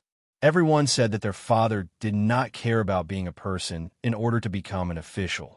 However, as their father's official hat grew bigger and bigger, the voices became quieter and quieter until no one mentioned it anymore. He, Zhang Bianguan, had not done anything for many years. Compared to his eldest brother and second brother, he had left home later. However, he saw the family matters more clearly than his two brothers. Since when did the Zhang family's family matters become the same as the matters of Jing and the world? Zhang Bianguan's expression was lonely. The back of his head rested on the mouth of the well as he looked up at the dusky sky. When he was young, there was a lion bridge not far from the Fu. Once, when the family went out to play, their father had them count how many stone lions there were on the bridge. Eldest brother was the most like their father. He was serious in everything he did and counted in a methodical manner. Second brother was a bookworm. From young, he did whatever eldest brother told him to do. Whatever eldest brother did, he would learn. He, Zhang Bianguan, was only 2 years older than his sister, Zhang Bianguan, so the siblings were the closest. Taking advantage of the time when their parents returned home, he took his sister to the frozen river under the bridge to play.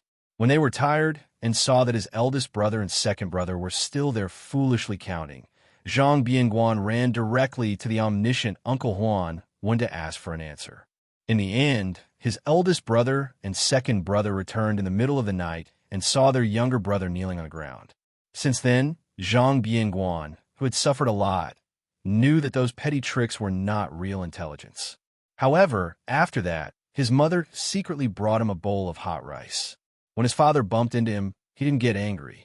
He just patted his head and said something that he only understood many years later. "You are much smarter than your two elder brothers." But since you have the same surname as your father, it's not a good thing. Zhang Bianguan sniffled and covered his face with his sleeve. Sun Yin was about to speak when he heard a series of undisguised footsteps, so he shut his mouth. He saw a tall woman with a sword walking over slowly. Hearing the familiar footsteps, Zhang Bianguan hurriedly wiped his face in a daze.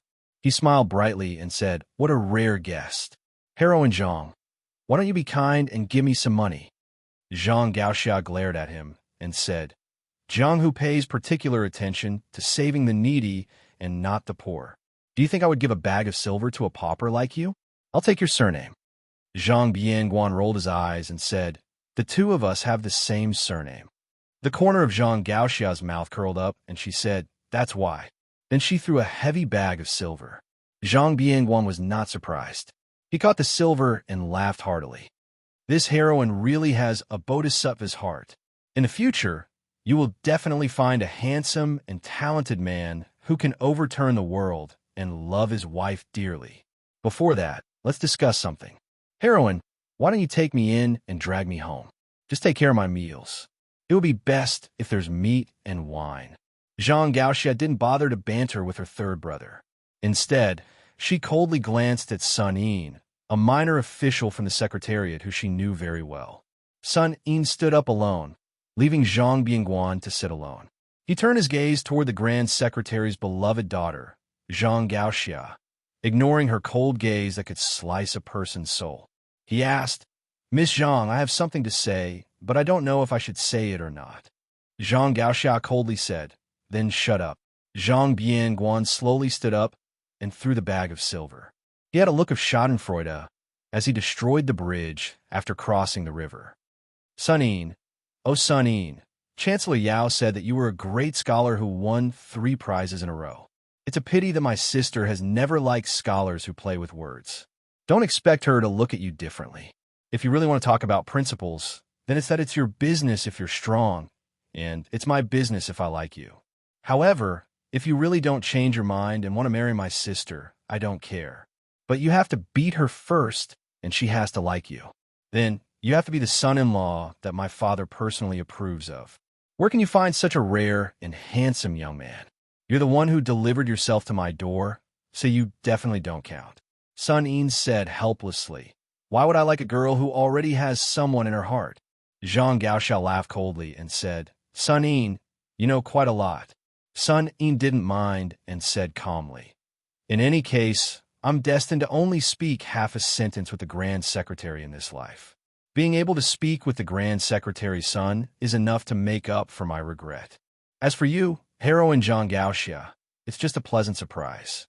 Don't worry, I also like the person you like. I won't fight with you over her." Zhang Gaoxia laughed mockingly and said, "You like men?" Sun Yin smiled and said, "Like is like, but it's not like a woman who likes a man. Admiring a person from the bottom of my heart can also be considered like.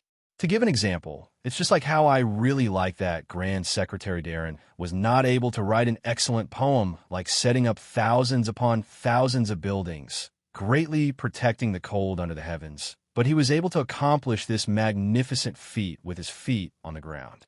6 yamens, a total of 4,000 houses. In the future, there will be fewer and fewer children of the rich and powerful families, and more children of the poor and common people. This is no different from Senior Li Chungang opening the gates of heaven with his sword in Jianghu, opening the mountains for the younger generation." Chapter 1043. Sun Yin turned to leave, saying leisurely, "Of course you think that what others like, you give them, as if this is giving, but you never ask if the other party wants it or is willing to accept it. This kind of person, no matter how sincere he is just a kind of self-righteousness. He thinks that he is magnanimous and has a clear conscience, but in reality, he is still selfish. Whether you're talking about love between a man and a woman, or about the relationship between brothers, all can be tricked, because it is not easy to be good to others, but it is not too difficult. But to really put yourself in their shoes and respect them, that is very difficult. The ancients used the term bosom friend to describe close friends, so what counts as a bosom friend is a great study. Sun Yin is a stupid person. He does not know what kind of world the next 1,000 years will be, but the world we live in can be considered to have seen through. There are many muddle-headed people, but there are still some who do not care about benefits, reputation, good swords, posthumous titles, the good intentions of friends, the worthy deaths, the legacy of a family, or even the country of one person. Xianxia frowned, asking, "What nonsense is this guy spouting? Is he cursing our father for fulfilling the two words loyalty and righteousness, but only letting down Uncle Juan? But he seems to be praising him at the end. Isn't this self-contradictory?" Zhang Bianguan said carelessly. "I'm afraid he is also confused. People are too smart. They like to go against themselves, tossing and turning, empty-handed." Zhang Gaoxia glared. "Sunin, what nonsense are you talking about? I don't know, but you're cursing our father. I can still hear it." Zhang Bianguan took off the pigeon bell and casually tossed it into the dragon sealing well. He made a cynical face and laughed. "Father is too lazy to scold me, so I will secretly scold him. You won't tell on me, so what am I afraid of?" Zhang Gaoxia's tone became heavy. He asked, "You are really not going to follow your father's wishes and go to Liaodong to join the army?" Zhang Bianguan shook his head gently. "As a son, since I can't help much, I have to send my father off. Giving birth to a child is nothing more than taking care of him when he dies. As a son, I have to do my best to do one of them." Zhang Gaoxia sat on the mouth of the well. Zhang Bianguan said with a look of surprise, "I'm telling you this kind of thing. Why don't you cry?" Zhang Gaoxia said calmly, "I'm not that kind of woman." Zhang Bianguan nodded. "Actually, we're not as much like our father as you are." Zhang Bianguan seemed to remember something and said, "You are about to leave the capital and travel to Jianghu. Listen to me. Although Dad says he doesn't want you to go anywhere, he actually wants you to go to the place in his heart." Zhang Gaoxia lowered his head. "Don't say any more. If you continue, I'll really cry." Zhang Bianguan slapped his cheeks with both hands. "Mother of Asterisker, a woman like you hasn't even cried, and your brother, a man, has already given in. There is a person who said something that was absolutely true. I have never heard anything more reasonable than this sentence in my life. Even Sage Zhang would have to admit defeat if he heard it." Zhang Gaoxia raised his head. Zhang Bianguan blinked. He said that if a man bleeds but doesn't cry, what kind of hero is he? Every woman in the world bleeds but doesn't cry. Zhang Gaoxia took a deep breath and then another. Only then did he calm down his murderous mood. Zhang Bianguan said softly, "Go ahead. The world is in chaos. When the time comes, there will definitely be a scene of heroes, ambitious and ruthless. Don't miss it. Just treat it as giving our father a few more glances." Zhang Gaoxia did not agree or refuse. But on this day, he did not see heroine Zhang with her sword again in Great Peace City. Zhang Bianguan was no different from usual. He walked back to Slanted Eye Street in the darkness. The dim yellow light in the courtyard was waiting for him to come home. That stupid wife, who was not very beautiful, was angry at him for drinking with women, but still waited like this. Day after day, she probably felt that there was no hope for her life, much less an end. For other women, not to mention marrying into the Zhang family, which was the only family in the entire Liang dynasty, even if they were married into a third or fourth rank official's family, they would still have a glorious life. Not only would they be able to live a life of luxury, their children would also not have to worry about food and clothing for the rest of their lives. When they grew up, they would be able to live a life of luxury. If they wanted to help the country and the world, they would help the country and the world. And if they wanted to be mediocre, they would be mediocre. Zhang Bianguan was about to open the courtyard door like usual and yell for his wife to serve him good wine and meat when he suddenly squatted down for no reason. Then he heard the footsteps of passers-by. He hurriedly stood up and pushed open the door to go home. The woman, as usual, was silent. She served the warm and suitable food and ate it with her chopsticks.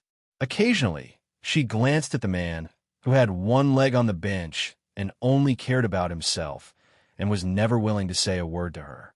That man was her husband, but he had never seen her show any hidden bitterness or grievance on her delicate face. Zhang Bianguan always liked to say that the reason why she was so good-tempered was that she was afraid of his family background. A starving camel was still bigger than a horse. No matter how useless Zhang Bianguan was, he was still Zhang Jilu's son. How could she not serve him carefully? But every time he said this, Zhang Bianguan would slap himself in the mouth and say that only flowers, birds, fish, and insects needed to be served. Then she would secretly laugh until Zhang Bianguan stared at her.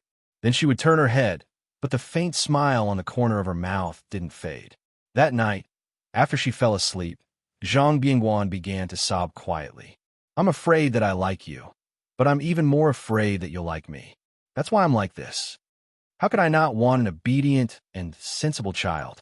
My son and daughter are both very good, but I'm Zhang Jilu's son. The more I do, the more mistakes I make. If I tell you the truth, will you run away? But where can you run away to? If you don't run away, can you live more easily than now? No matter how stupid you are, you'll come to realize it when you die with me. But I'd rather you hate me at that time. I just want you to muddle-headedly complain that I'm a failure, a good-for-nothing, and that I'm not in charge of the family. Wife, in this life I owe you. If there's a next life, I'll definitely repay you." Zhang Bianguan's face was full of tears. After wiping them clean, he gradually fell asleep. That gentle woman who slept with her back to him and didn't move at all through the night slowly opened her eyes when she heard her husband snoring. Her gaze was still gentle, just like the day she walked off the sedan and when he lifted the red veil. In the morning of the second day, Zhang Bianguan mindlessly ate breakfast and strode out of the house. After Zhang Bianguan left the house, he walked on Slanted Street and looked towards the northwest. He said softly, "Xianxia, you have to go to Beiyang. Only there will be chaos for a while, and not for a lifetime." Today, the youngest son of the Grand Secretary was still that great peace city where even the world's most mocked noble family. But that woman? The woman quietly did one small household chores after another. When she had nothing to do, she would sit on the threshold of the inner courtyard and look towards the gate, waiting for him to come home. Chapter 1044. Last year, His Royal Highness, who was also the General of Lingzhou, stirred things up in the officialdom of Lingzhou. In the end, it was just a farce without much noise or rain. However, under the bloody iron fist of the new Prince Liang, Yozhou's military and politics was a tragedy that caused everyone to be in danger. Spring rain was as precious as oil, and the rain on Beiliang Springtail was even more so. When the rain fell, the blood would wash away, saving a lot of trouble for the Yamen of Yuzhou. It should be known that this was an unprecedented change in Beiliang. 3 lieutenants had died, and the number of commandants with real power could not be counted with 2 hands. There were no less than 100 high-ranking officials and dignitaries who had been stripped of their official titles and sent to the border. Although the so-called 800 general families in Yuzhou were definitely an exaggerated number, there were at least 300 families. In the end, most of them were affected. The families involved in the tragedy had no power to fight back. As for those who had been patiently waiting for General Yan Wenluan to be furious, they were even more disappointed. Not only did the general stand by and do nothing, he even personally mobilized the elite infantry of the Yin family in the 6 camps to control the passes in the northern part of Yuzhou. This was not only turning his back on them, but also stabbing himself with a knife. The great snow dragon cavalry had infiltrated the hinterland of Yuzhou. In the east of Liangzhou, Qi Danghua, the foster son of the old Prince Liang, had personally taken action. In the north of Lingzhou, Wang Zhi and Exinenma, 2 cavalry troops that belonged to different orders of Beiliang, trained their soldiers and horses. The deputy commander of the infantry, Ancestor Gu, was a new noble in Beiliang, as well as Lu Yuanji, Wei Taizhan, and the other veteran generals who had retired regardless of whether they were related to Yuzhou or not. They still did not hesitate to publicly support the new Prince Liang at the same time. At this time, even if the Yuzhou generals did not understand why the new Prince Liang was so good-tempered in Lingzhou and did not care about old friendships in Yuzhou, they all painfully understood one thing. Beiliang's surname was Su. In Beiliang, none of the old generals who had the ability and qualifications to compete with the young Prince Liang were willing to speak up for them. In short, it was too late. The old people were gone, and the new people were coming. Moreover, several groups of people came. Some were called by Su Fengnian, and some came uninvited. The latter was not polite at all.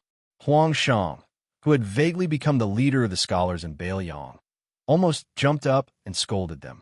Mr. Wang from Shangyin Academy leisurely persuaded Huang Shang that anger would harm his liver. The two elegant old men had just enjoyed the desert scenery from the border and hurried to Yi River in Yuzhou without stopping. However, the closer they got to Yi River, the more calm Mr. Wang became. Normally, the scholar Huang Shang, who should be the most happy to see this scene, became the guy who scolded the king of Beiliang the most fiercely. He scolded Su Fengnian for being too vicious and said that he was the real butcher, who was more ruthless than Su Xiao.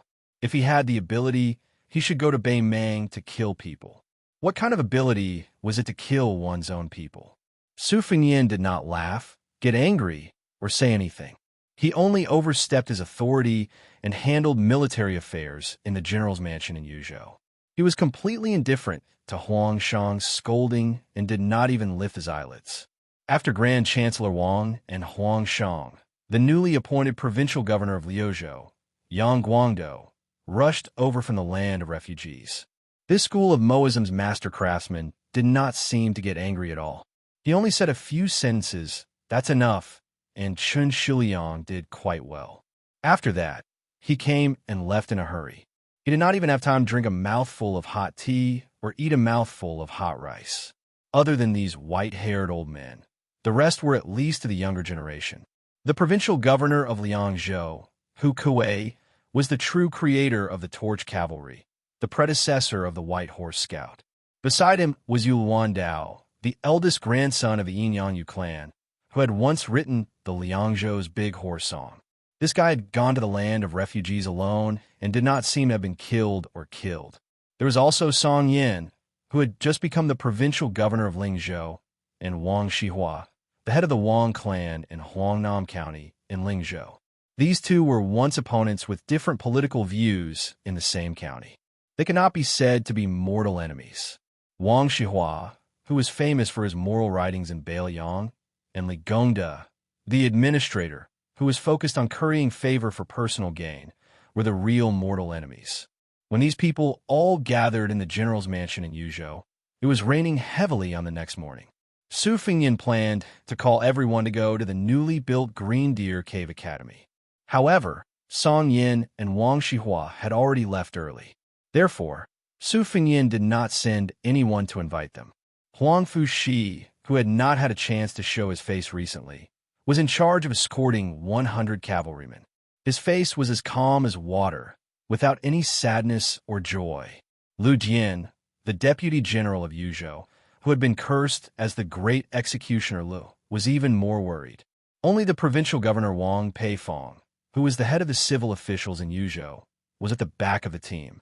Sitting high on the horse, his thin body, which was not as strong as that of a warrior, was undulating with the horse, unable to hide the joy on his face. Blessings and misfortunes were interdependent, especially when misfortunes turned into blessings. Even if Wang Peifong had a strong will, how could he not feel jubilant?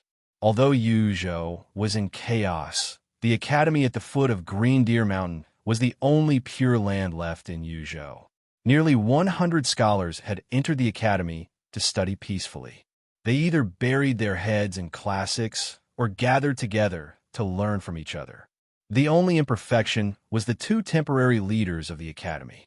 Every month, they were required to produce a meritorious article that was suspected to be eager for quick success and instant benefits. The more words, the better.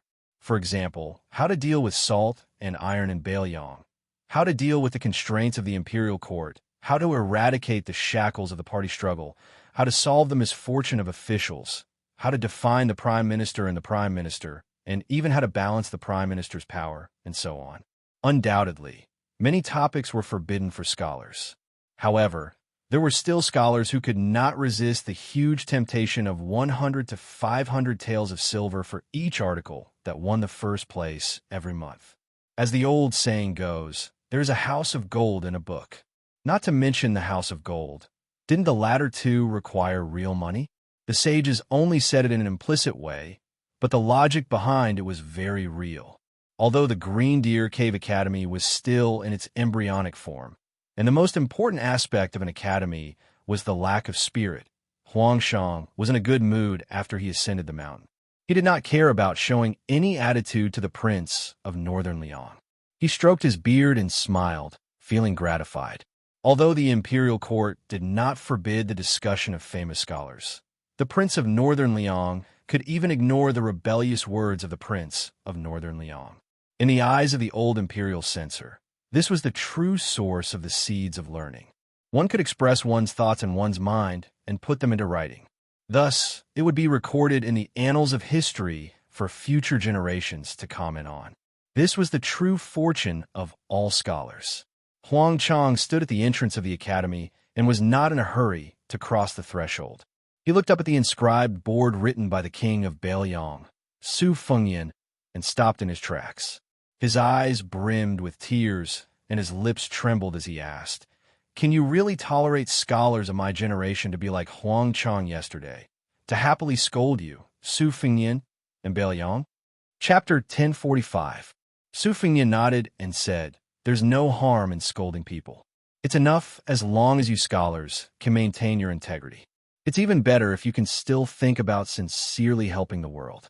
If one day there's a martial artist from Beiliang who dares to kill you with a knife, as long as the reason is in your heart and not the knife in their hand, I will protect you."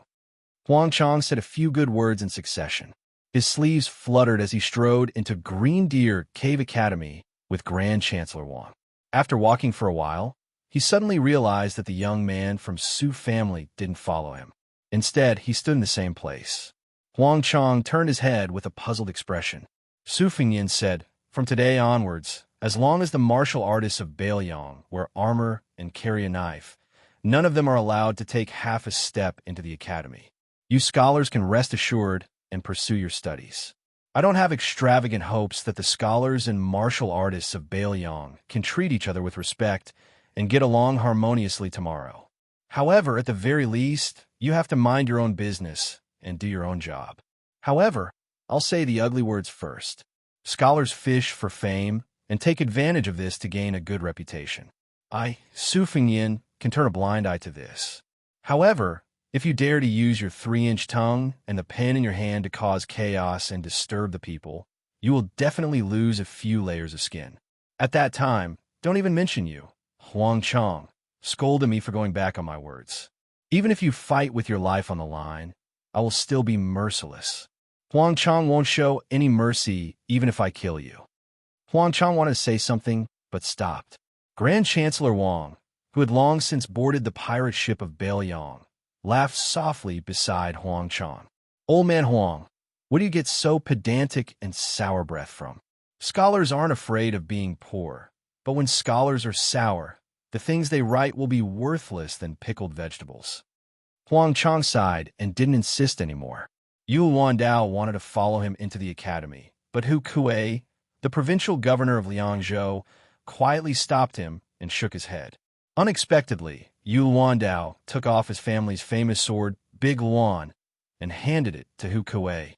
Then he smiled and said, "I was just bored and wanted to go in and take a look. I have studied for more than 20 years and have read enough. In the future, I will die on the battlefield. According to the king of Beiliang, I probably won't have a chance to set foot here in my life. So, I should take the opportunity to take a look at the academy before I put on my armor and sword. I can hear the sound of wind and rain no matter what I do. I can even hear the sound of horses' hooves and the sound of fighting. But I really won't have the chance to hear the sound of the academy's study that I've been familiar with since I was young." Su Fengyan looked at the back of the young man who was about the same age as him. He took the saber from Hu Kuei's hand. He didn't unsheath the saber, only flicking the scabbard with his finger. He asked with a smile, "You're called the Luan Saber?" The young man who was called Yu family is proud again, after Chao Chongqing and Guangling Road, turned around and said with a smile, "Yes." The young vassal king who had been giving people a gloomy impression these days chuckled and said, "Even if you are a spy of Liang, Beiliang will be willing to accept you because of your appearance." Yu Wandao looked sad and said, I'm not a girl who hasn't been married yet. The king of Bailiang judges me by my appearance. I really can't be happy. Su Fengyin returned the big Luan saber to Hu Kuei and then waved his hand with a smile, indicating that Yu Wandao should enter the academy. After Yu Wandao leisurely walked into the Green Deer Cave Academy, Su Fengyin turned around and walked to the fence of the square in front of the academy. He waved at Wang Peifong. This Yuzhou provincial governor was a real literati, but he didn't enter the academy. The people outside were all real generals, so Wang Peifong felt a bit awkward. In the past, Governor Wang was afraid, but he was afraid that Su Fengyin was the eldest son of General Su Shao. He was afraid that this young man would definitely inherit the throne.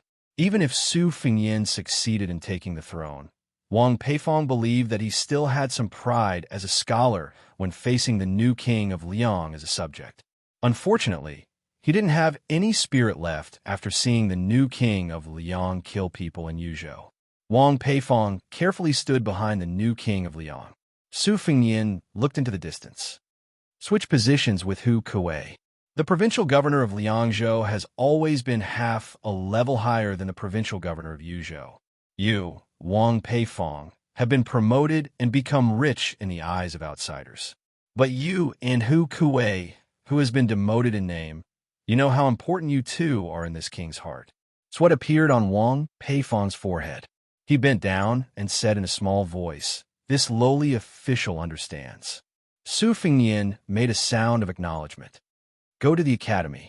Wang Peifong hurriedly turned and jogged into the academy. Su Fengyin's eyelids jumped. He shifted his gaze slightly and looked at the foot of the mountain. A moment later, he said to Hu Kuei, you are a general and know that a place like Yuzhou is not like Lingzhou where Li Gongda is in charge. This place is pretty much hopeless, and there are generals everywhere.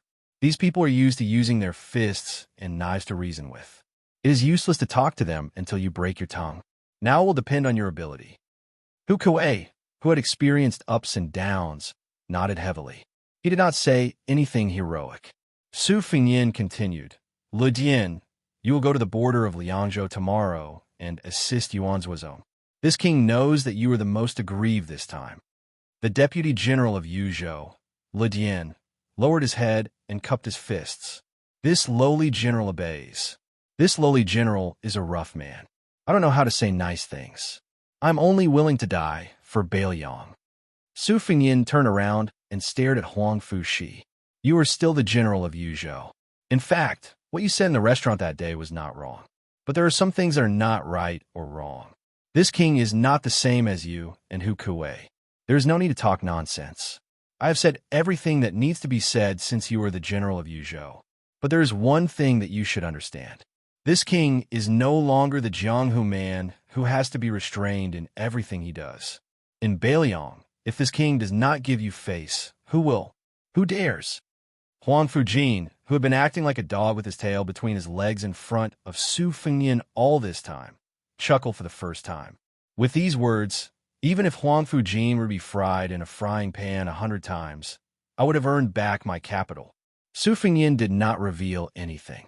He went down the mountain alone in the slanting wind and drizzling rain. He went to meet the two people climbing the mountain.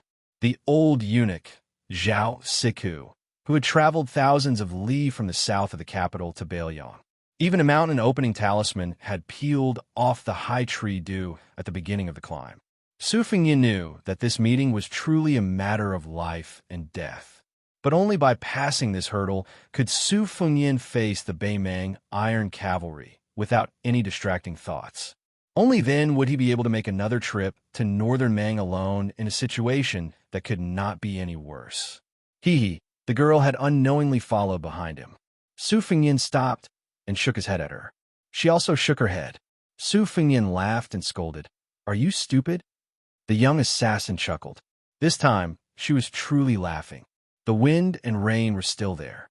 There were no more sounds of reading from the academy, but there were still chuckles. Su Fengyin walked close to the young girl and helped her adjust a familiar gold hairpin in her hair. You are like your mother, and also pretty. The young girl wrinkled her nose.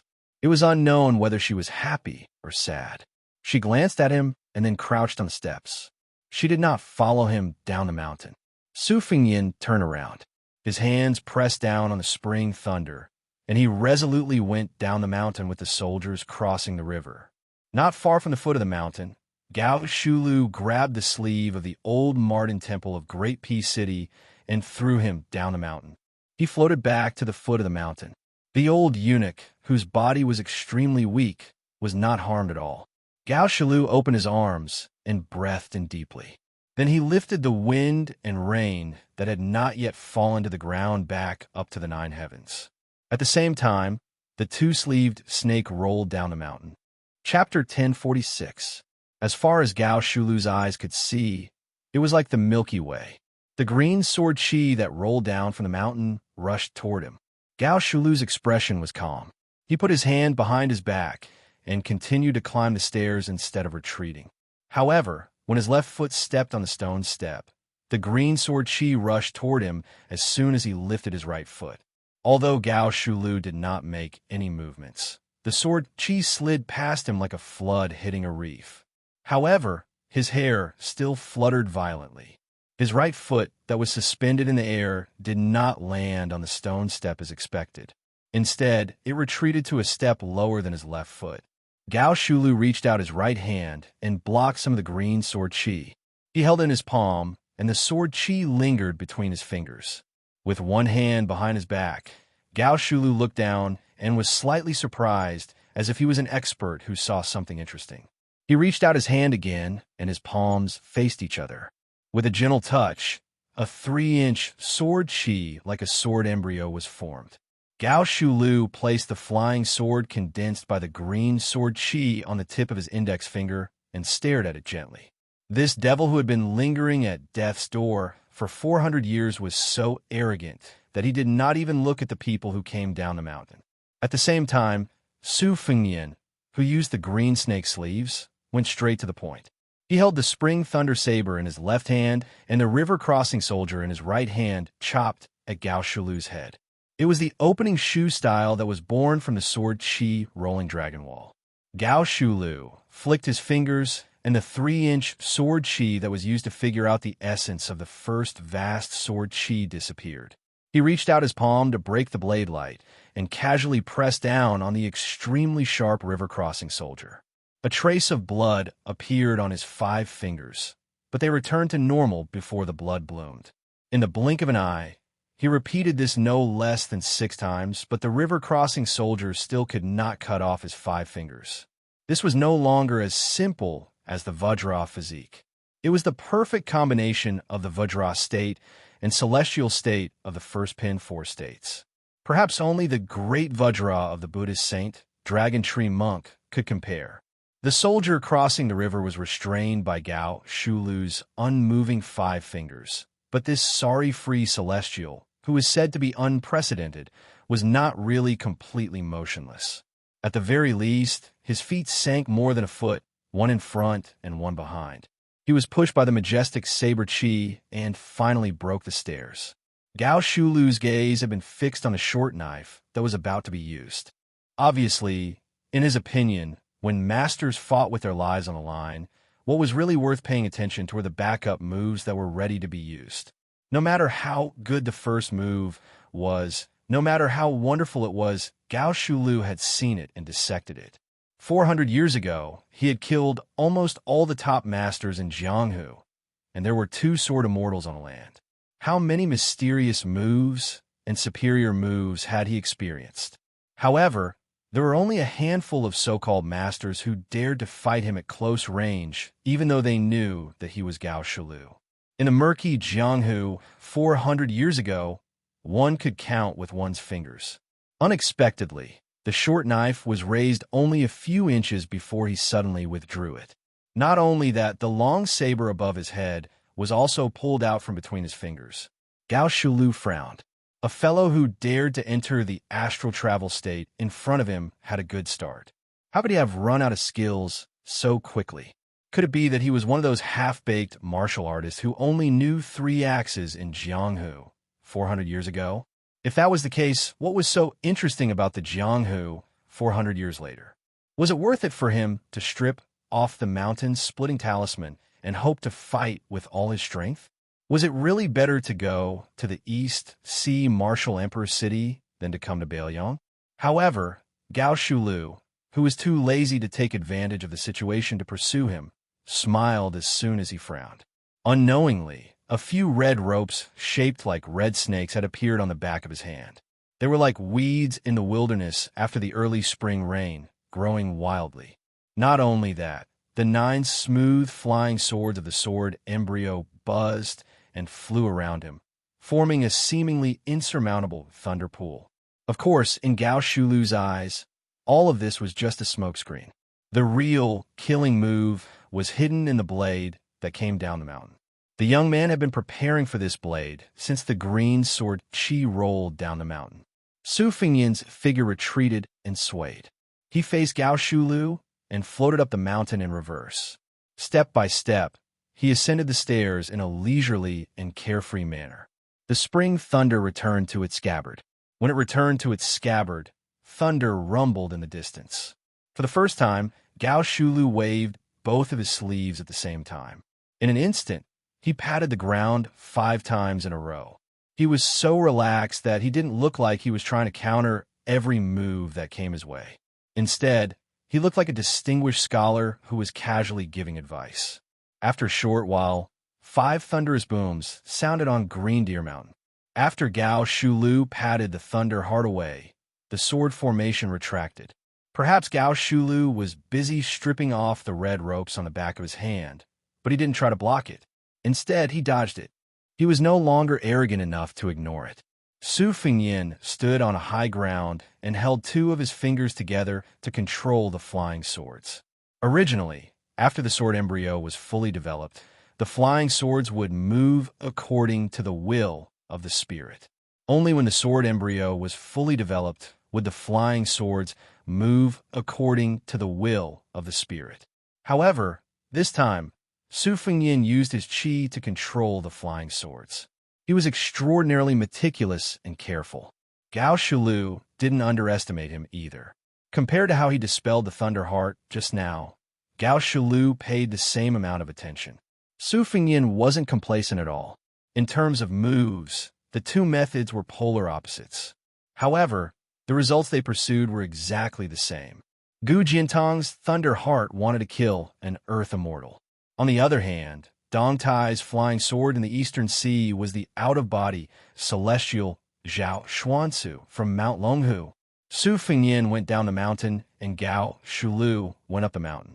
After the 2 met, Su Fengyan's welcoming ceremony was truly shocking. There was the old man with the sheepskin fur coat's green snake sleeves and the sword Qi rolling dragon wall. There was also Gu Jiantong's ultimate move, the Thunder Heart. There was also the invincible Earth Immortal Han Xingxuan's red rope and Dong Tai's flying swords. Su Fengyan and Gao Shulu didn't stand on ceremony at all. However, judging from the current situation, the tall demon was still quite polite. After dodging the flying swords that could kill a celestial, Gao Shulu didn't fly into a rage out of humiliation. Instead, she was a little lost in thought. She sighed softly and said, "In my opinion, all the martial arts in the world are nothing more than one's will. It's inevitable that the majority of experts will either be ambitious or short-tempered. This is especially true when it comes to the battle of sword qi and sword will. 100 years before I became famous, Ancestor Liu already had the distinction of sword art and sword art. It's not easy to have both sword will and sword will. Back in the day, Gao Momu was a master in the same Jianghu. In terms of swordsmanship, Gao Momu seemed to have lost to the 2 swordsmen whom Gao Momu had secretly learned from. Earlier, when Gao Momu's sword Qi descended the mountain, he had the spirit of an ancestor who had surpassed him. Later, when the flying sword pierced the celestial aperture point, he had truly reached the peak of swordsmanship. May I ask, who are these 2 swordsmen? Are they still alive?" Su Fengyan said calmly, "One is called Li Chungang. He doesn't belong to any sect. It's a pity that he's already dead. The other is called Dong Tai. He came from the Wu family's sword tomb that the sword master killed for you. He's now out on the sea to visit immortals and hasn't returned yet." Gao Shulu smiled and said, "It's not without reason that sword art can dominate the Wulin world. For thousands of years, the world's sword mountains have always been one peak higher than the other. There's never been a bad habit of worshipping the past and belittling the present." Gao Shulu suddenly turned to look outside the mountain. "Your way of cultivating the blade intent is very rare. I've waited for so long. Is it about time?" Su Fengnian smiled and tapped the Spring Thunder's handle with one hand. He stabbed the scabbard into the stone steps behind him. Not only that, he also stabbed the river-crossing soldier into the steps. Only the scabbard of the river-crossing soldier was left hanging on his waist. Su Fengnian had nothing to rely on, but his momentum suddenly rose. He looked down from above. The division of first class into 4 realms has been used for 400 years. Most of the people in Jianghu today don't know that it's actually from you, Gao Shulu. I'm very curious about what you think of the false realms. Gao Shulu had the magnanimity of a great master. Even if they were facing death, she still said straightforwardly, "The false realms are not false." It's roughly equivalent to the Buddha's revealing and secret techniques. Tantric Buddhism has a shortcut to Buddhahood, but it's not available to everyone. The key lies in who's cultivating. Gao Shulu paused and smiled. Life is not satisfying. Those who seek freedom often feel uncomfortable. If you want something, you can't get it. The reason is simple. Chapter 1047. Gao Shulu, who had just taken half a step up the stairs, instantly leaped up the mountain and collided with Su Fengnian. Su Fengnian's mind was connected as he recalled the time when he rode an ox on Mount Wudong. Gao Shulu stretched out her hand, but was grabbed by Su Fengnian's hands. With a twist of his toes, Gao Shulu's feet left the ground and was thrown out. However, Su Fengnian could not break free from Gao Shulu's pull. Both of them left the stone steps and fell out of the mountain.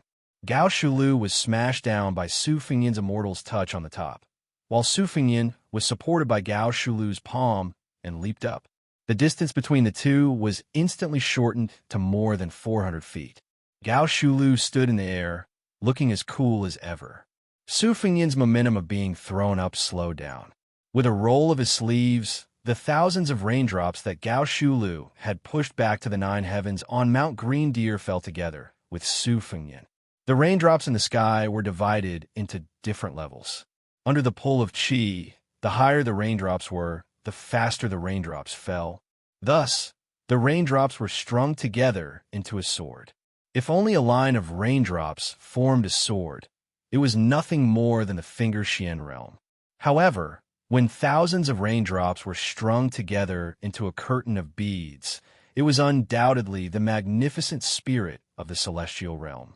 Not only that, Su Fengnian stretched out his hand and pulled the curtain of rain. The tip of the sword was pointed at the side of his hand. Following Su Fengnian's falling figure, it pointed at Gao Shulu, who was looking up with her hands behind her back. Borrowing the power of heaven and earth was often not up to oneself. This was also the reason why there were earth immortals above the celestial realm. The string of beads forming a sword referred to the Xian realm. The rain sword forming a curtain referred to the celestial realm, and the direction of the sword curtain referred to the worthy earth immortals. Previously, under Gao Shulu's celestial work, Green Deer Mountain no longer saw the gloomy scene of wind and rain, allowing Green Deer Mountain to monopolize the light. At this time, the sword screen covered the sky above, a dark mass, and the heavy rain destroyed the mountain. The people of the Green Deer Cave Academy did not hear the sound of the wind, nor did they hear the sound of raindrops hitting the eaves. They already thought it was too wonderful for words, and now they stopped flipping the books and whispering to each other. They walked out of the room together and saw the sword Aura Tornado falling down the mountain rapidly. They were so shocked that they looked at each other in dismay, and all of them turned pale. Yul Wandao hurriedly ran out of the academy and stood beside the fence with Hu Kuwei and Huang Fuqing. He raised his head to look at the young vassal king who was guiding the tornado in the sky. The young vassal king, who was the proudest of the Guangling world, was gone. Yul Wandao's heavens, earth's ants. SSSSS's. Gao Shulu twitched the corner of her mouth and yawned lazily. She was finally out of her body. Gao Shulu's body landed on the ground instantly. Gao Shulu, who should be called astral being, came to the ninth heaven above the rain curtain. The person on the ground raised a palm, and the person in the sky slapped down. You Su Fingyan have thousands of swords, but I, Gao Shulu, only have one sword. In front of this sword, is there any Earth Immortal? Is there any Earth Immortal's sword? This was similar to Luo Yang's one-line sword of heaven and earth. Su Fingyan, who was temporarily at a disadvantage, was not afraid at all. He smiled gently. Do you really think that I have not seen the scenery above the ninth floor? Su Fingyan snapped his fingers. The thousands of raindrops lost their traction and fell down in disorder. He sat cross-legged in the sky with one hand supporting his cheek and closed his eyes. Gao Shulu, so what if you were a heaven and earth? I have been waiting for you to do this. Su Fingyan waved his hand gently, as if he was facing a desk. He pushed away the debris on the desk with one hand, and then he raised his arm 5 more times. It was exactly the same as his Xiao Yao Yu after the battle with Wang Xinji. He said softly, mountains, rivers, towers, grass, sun, moon, all living beings. Everyone, retreat. Between the two Gao Shulu, the heaven and earth was distorted. The rain swords were all smashed. But this chaos, after Su Fingyan said one sentence, it became a prophecy. The thousands of rain swords gathered again. Sword come. The thousands of rain swords, only one sword was left. One sword became a talisman. The talisman sealed the mountain. 400 years ago, there was a talisman to open the mountain. 400 years later, there was a talisman to seal the mountain. This talisman came from Li Chungong's 2 swords, 2 wishes, from Dong Tai's riding a donkey to see the mountains and rivers, from Luo Yang's rain sword, from Lu Haoshi's thunder pool, from Han Xingxuan's matchless finger, from Song Yinqing's earth immortal sword before his death, from Xianyuan Jingqing's facing death, from Chao Changqing's ceremony of Grand Peace City, from Jiang Ni's riding sword straight through 18 gates, and so on. It came from all the romantic things that Su Fingyan had encountered in his life, and also from his 10th trance. He sat on Kunlun to see the sea. He trained his saber to cultivate his will. He invited Jinwu, Great Emperor, to come down from the Spring God Lake. He saw her 400 years ago when he was in a trance, and that talisman of himself. Once the talisman came out, Su Fingyan did not care anymore. He also entered an astral state and sat down beside Gao Shulu. This astral wanderer was not flustered and exasperated. Instead, he looked at the heaven and earth leisurely. Su Fingyan asked softly, Gao Shulu, if you were to compete with me in martial arts, I would definitely lose. Why did you choose to compete in realms? Gao Shulu said indifferently, what's the point of a sure win situation to me? Gao Shulu, 400 years ago, I had not tasted defeat. What's the point of having another battle after 400 years? Su Fingyan shook his head. Gao Shulu said calmly, when I was climbing the mountain, I only wanted to know if this generation's oblivion could really forget their worries. To be honest, I did not think highly of you before. If you could forget your worries, there would be no one in the world who would be worried. Back then, when I chose to enter cheat deviation to forget everything, those who did not know me would say what I wanted. Those who seemed to know me would say that I was worried. In fact, they only knew half of it. In these 400 years, you are probably the only one who truly knows me.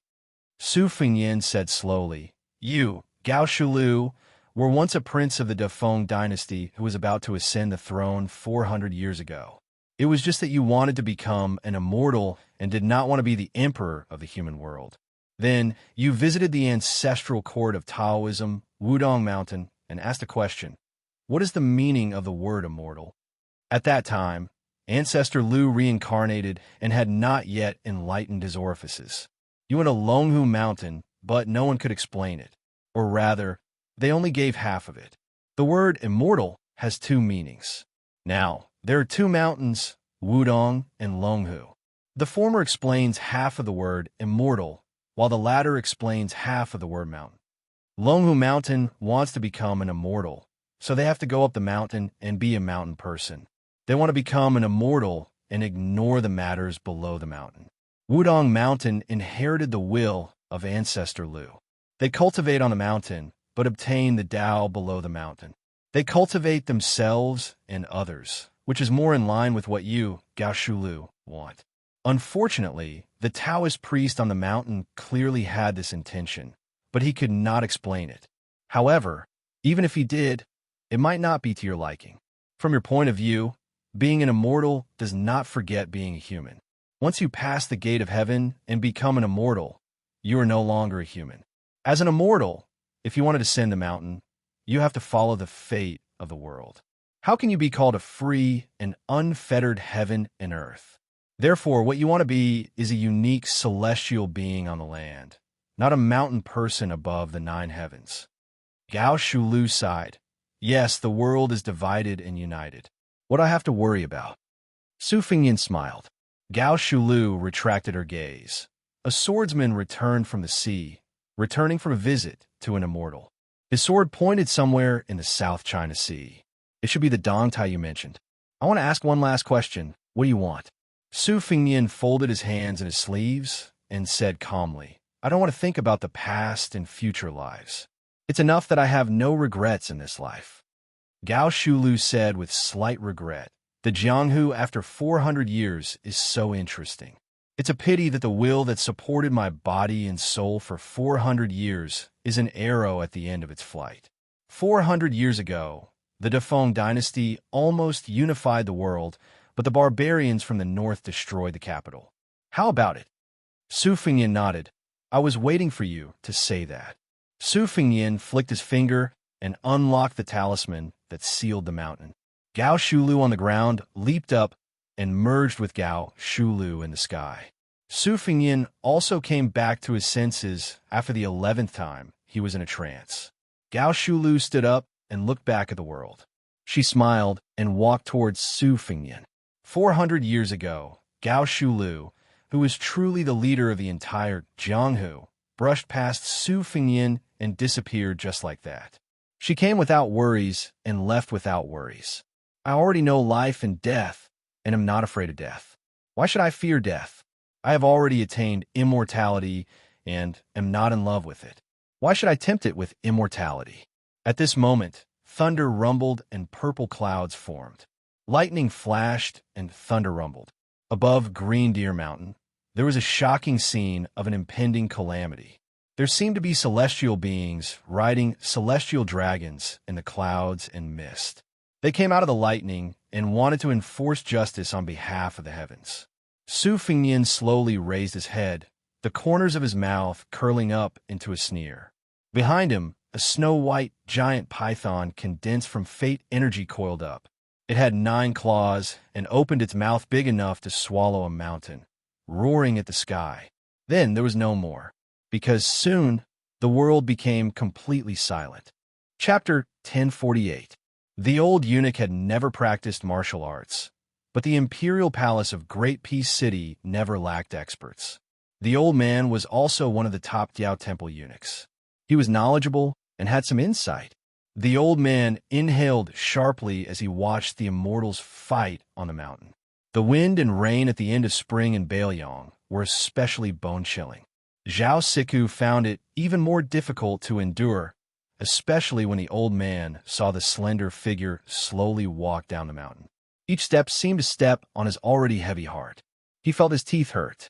When a young man with a blade walked to the foot of the mountain, old Diao Temple jogged forward with a tragic feeling of dying early and reincarnating. He was about to say a few words of flattery. He did not expect that this king of Bailiang would not hit a smiling person.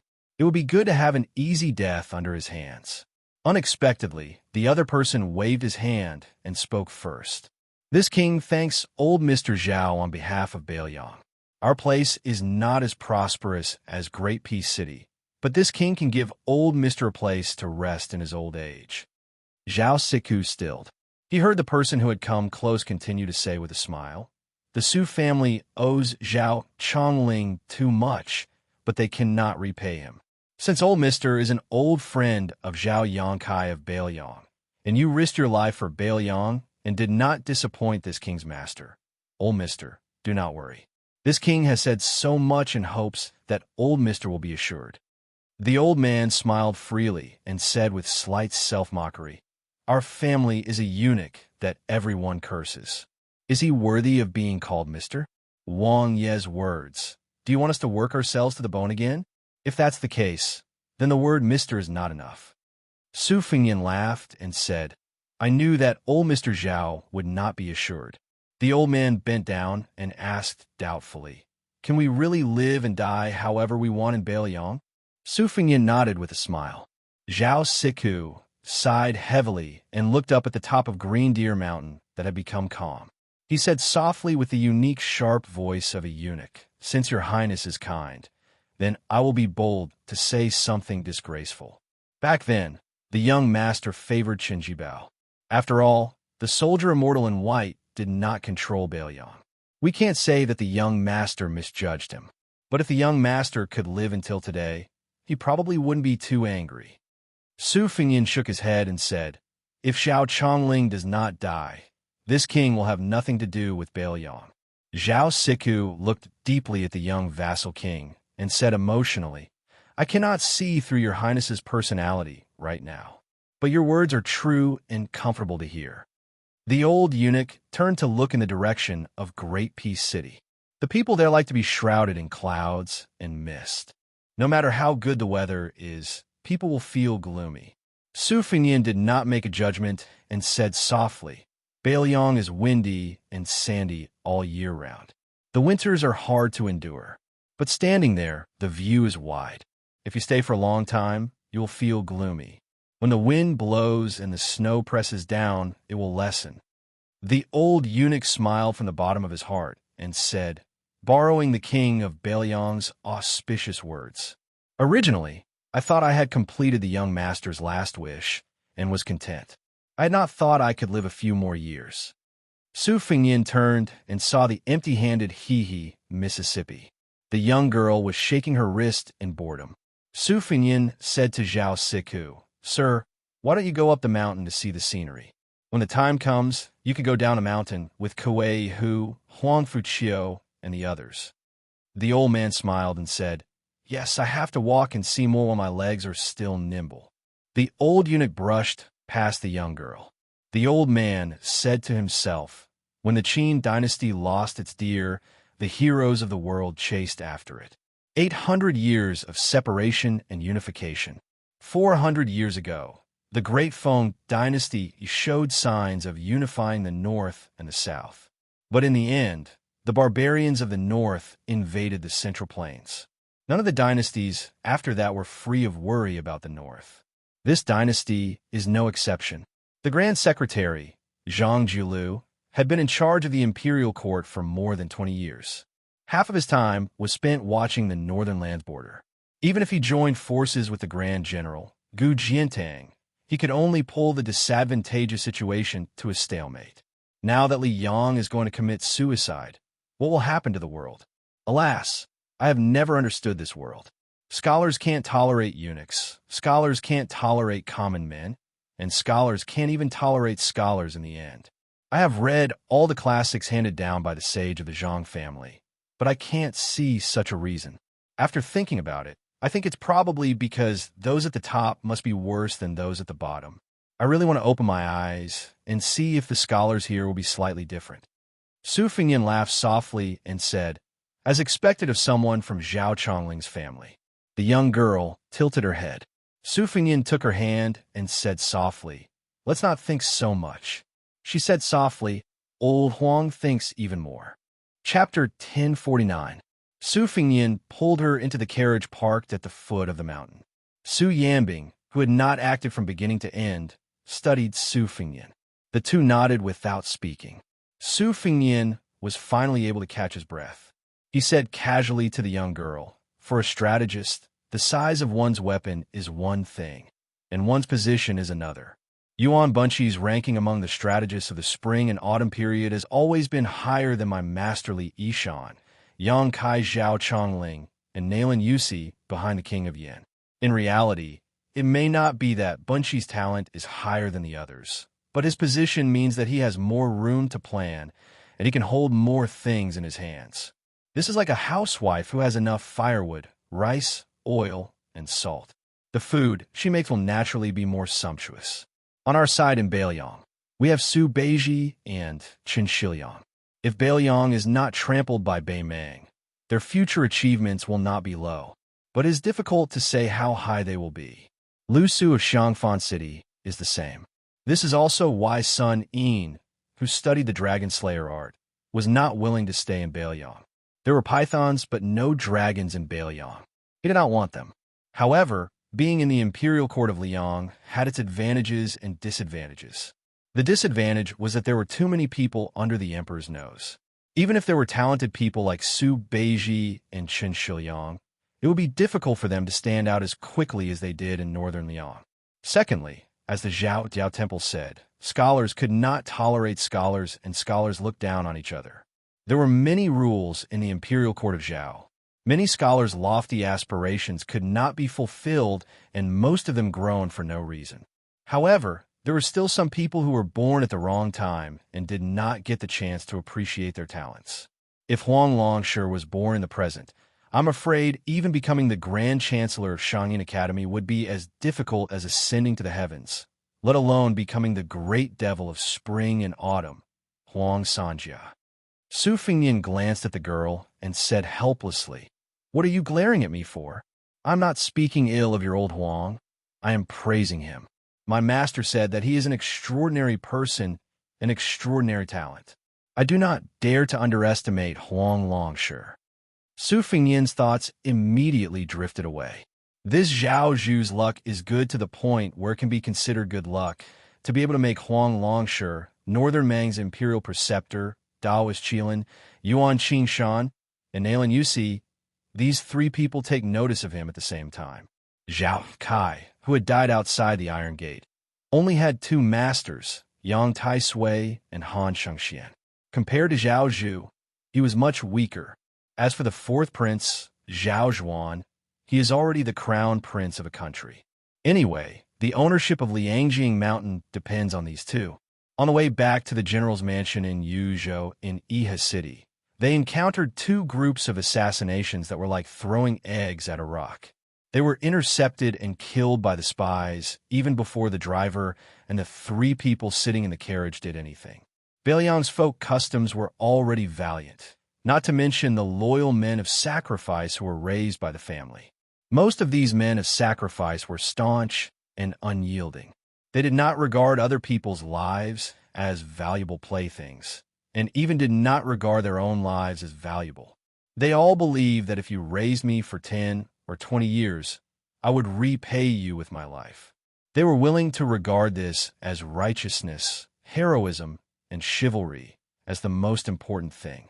Outsiders could not say whether this was right or wrong. Su Fengnian lifted the curtain and looked at the pair of eyes lying in a pool of blood. He did not have any compassion, but he thought of many things outside of Bailiang.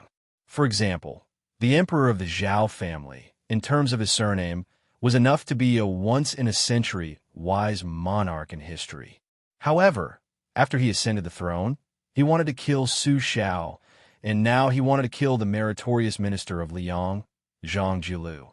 It was not that he was not a good emperor, but he could tolerate the dissolute scholars of the Hanlin Academy.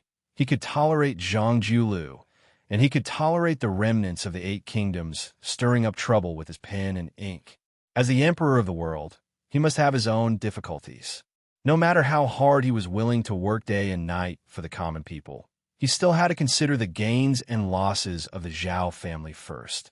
Zhang Jilu could, regardless of his own gains and losses, open the door for the poor scholars in the world to advance. It could even be said that Bai Yin did not only exchange one person's death for the 4,000 rooms of the 6 ministries, but also for the poor scholars to have a foothold in the imperial court. Coincidentally, the emperor of the Zhao family was not a short-sighted person. Even if in the next 100 years, the poor scholars could still scrupulously abide by the etiquette of monarch and minister, wholeheartedly working for the emperor, but 200 years later, would they still be able to do so? If in the imperial court everybody was like Zhang Jilu, taking care of both the Zhao family and the world, or even prioritizing the common people over the emperor so much so that they only cared about the world and ignored the Zhao family. When this door was opened, who could close it? This was not an exaggeration to scare people. The poor scholars were not as good as the rich and powerful children. They had this and that kind of rules. The rich and powerful children were used to wearing good shoes, so they were reluctant to take them off. However, the poor scholars were barefooted. If they did not care, they had talent and learning. So who didn't help them? So much so that they might as well sit on the dragon chair themselves. Therefore, the emperor of the Zhao family killing Zhang Jilu was indeed killing the number one meritorious minister of the Liang dynasty. But it was also an act of helplessness to close the door that was wide open. Master Li Yishan could see these things, and so could Huang Longshi and Yuan Bunshi. Zhang Jilu himself was even more so. As for whether it was good or bad, Su Fengnian was not the emperor, so he did not have to worry about it. Su Fengnian muttered to himself, "With Yuzhou in such a mess, the people of Liang should think that a mouse carrying a knife is a bully in its nest. I just happen to need some time to rest. Yes, I do need to recuperate." The young girl stretched out a hand, staring straight at Su Fengnian, whose gray hair was turning darker. Su Fengnian smiled and shook his head. The young girl bent a finger, her eyes inquiring. "For?" Su Fengnian still shook his head. She slowly bent another finger. Su Fengnian continued to shake his head.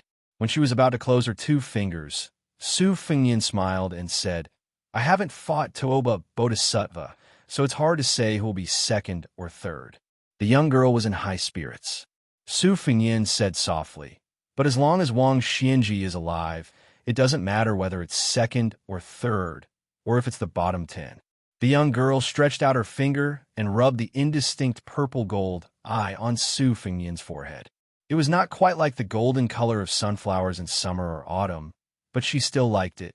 When she was young, apart from the man who only knew how to gamble and never be a father, there was only her and her mother, as well as the golden sunflowers in the field. Those strange men brought home by that man had also once defiled her mother in the field. She only dared to hide in the distance. Every time her mother put on her clothes, tidied her hair, and walked out of the field, she would find her daughter, who did not even dare to cry. She would gently smile at her daughter, and then hand her a sunflower she picked, and go home together.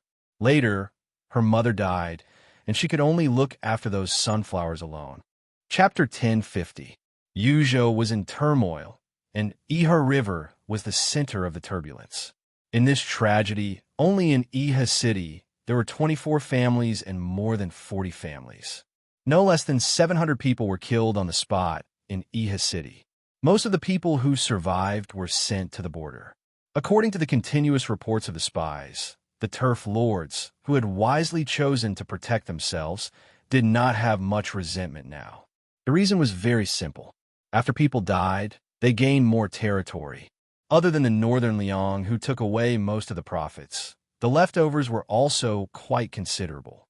These were all taken over by the fence-sitters like them, the retainers and servants who gave them food and money, the maids and maidservants from other families whom they coveted, and the precious calligraphy and paintings that were sold cheaply, were all real benefits.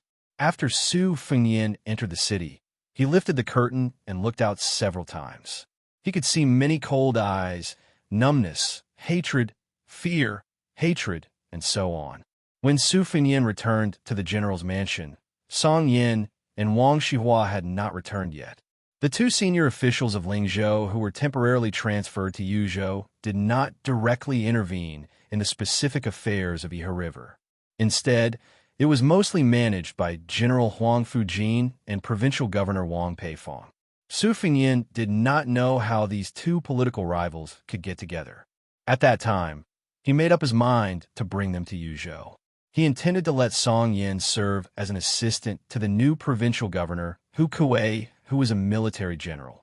It was not that he did not trust Hu Kuei, who had made outstanding contributions as the provincial governor of Yangzhou, but that in the future, the four provinces of Beiliang would complement each other and balance each other. This trend was not limited to the positions of general and provincial governor on the surface. As for Wang Xihua, who was outstanding in literary knowledge in Beiliang, it was a bit like the auspicious event in Yuzhou where there were endless bloody storms. Moreover, the Green Deer Cave Academy also needed a literary expert to hold the fort. Everything was difficult at the beginning. It was impossible to stuff all scholars into the officialdom of Beiliang at once. This was a relatively gradual process. Moreover, there were many scholars who were just there to make up the numbers. Su Fengnian sat in Huang Fujin's unusually simple study. There were not many books, and even the decorations were lacking. It was a dull and gloomy room, which was indeed similar to Huang Fujin's character. Su Fengnian was flipping through a mediocre physiognomy book. Without raising his head, he said, "Come in." The person who entered the room was surnamed Liu, the head of the spies in Iha City. He reported to the king of Beiliang what he had seen and heard today, which were all bits and pieces of the conversation between Song Yin and Wang Xihua.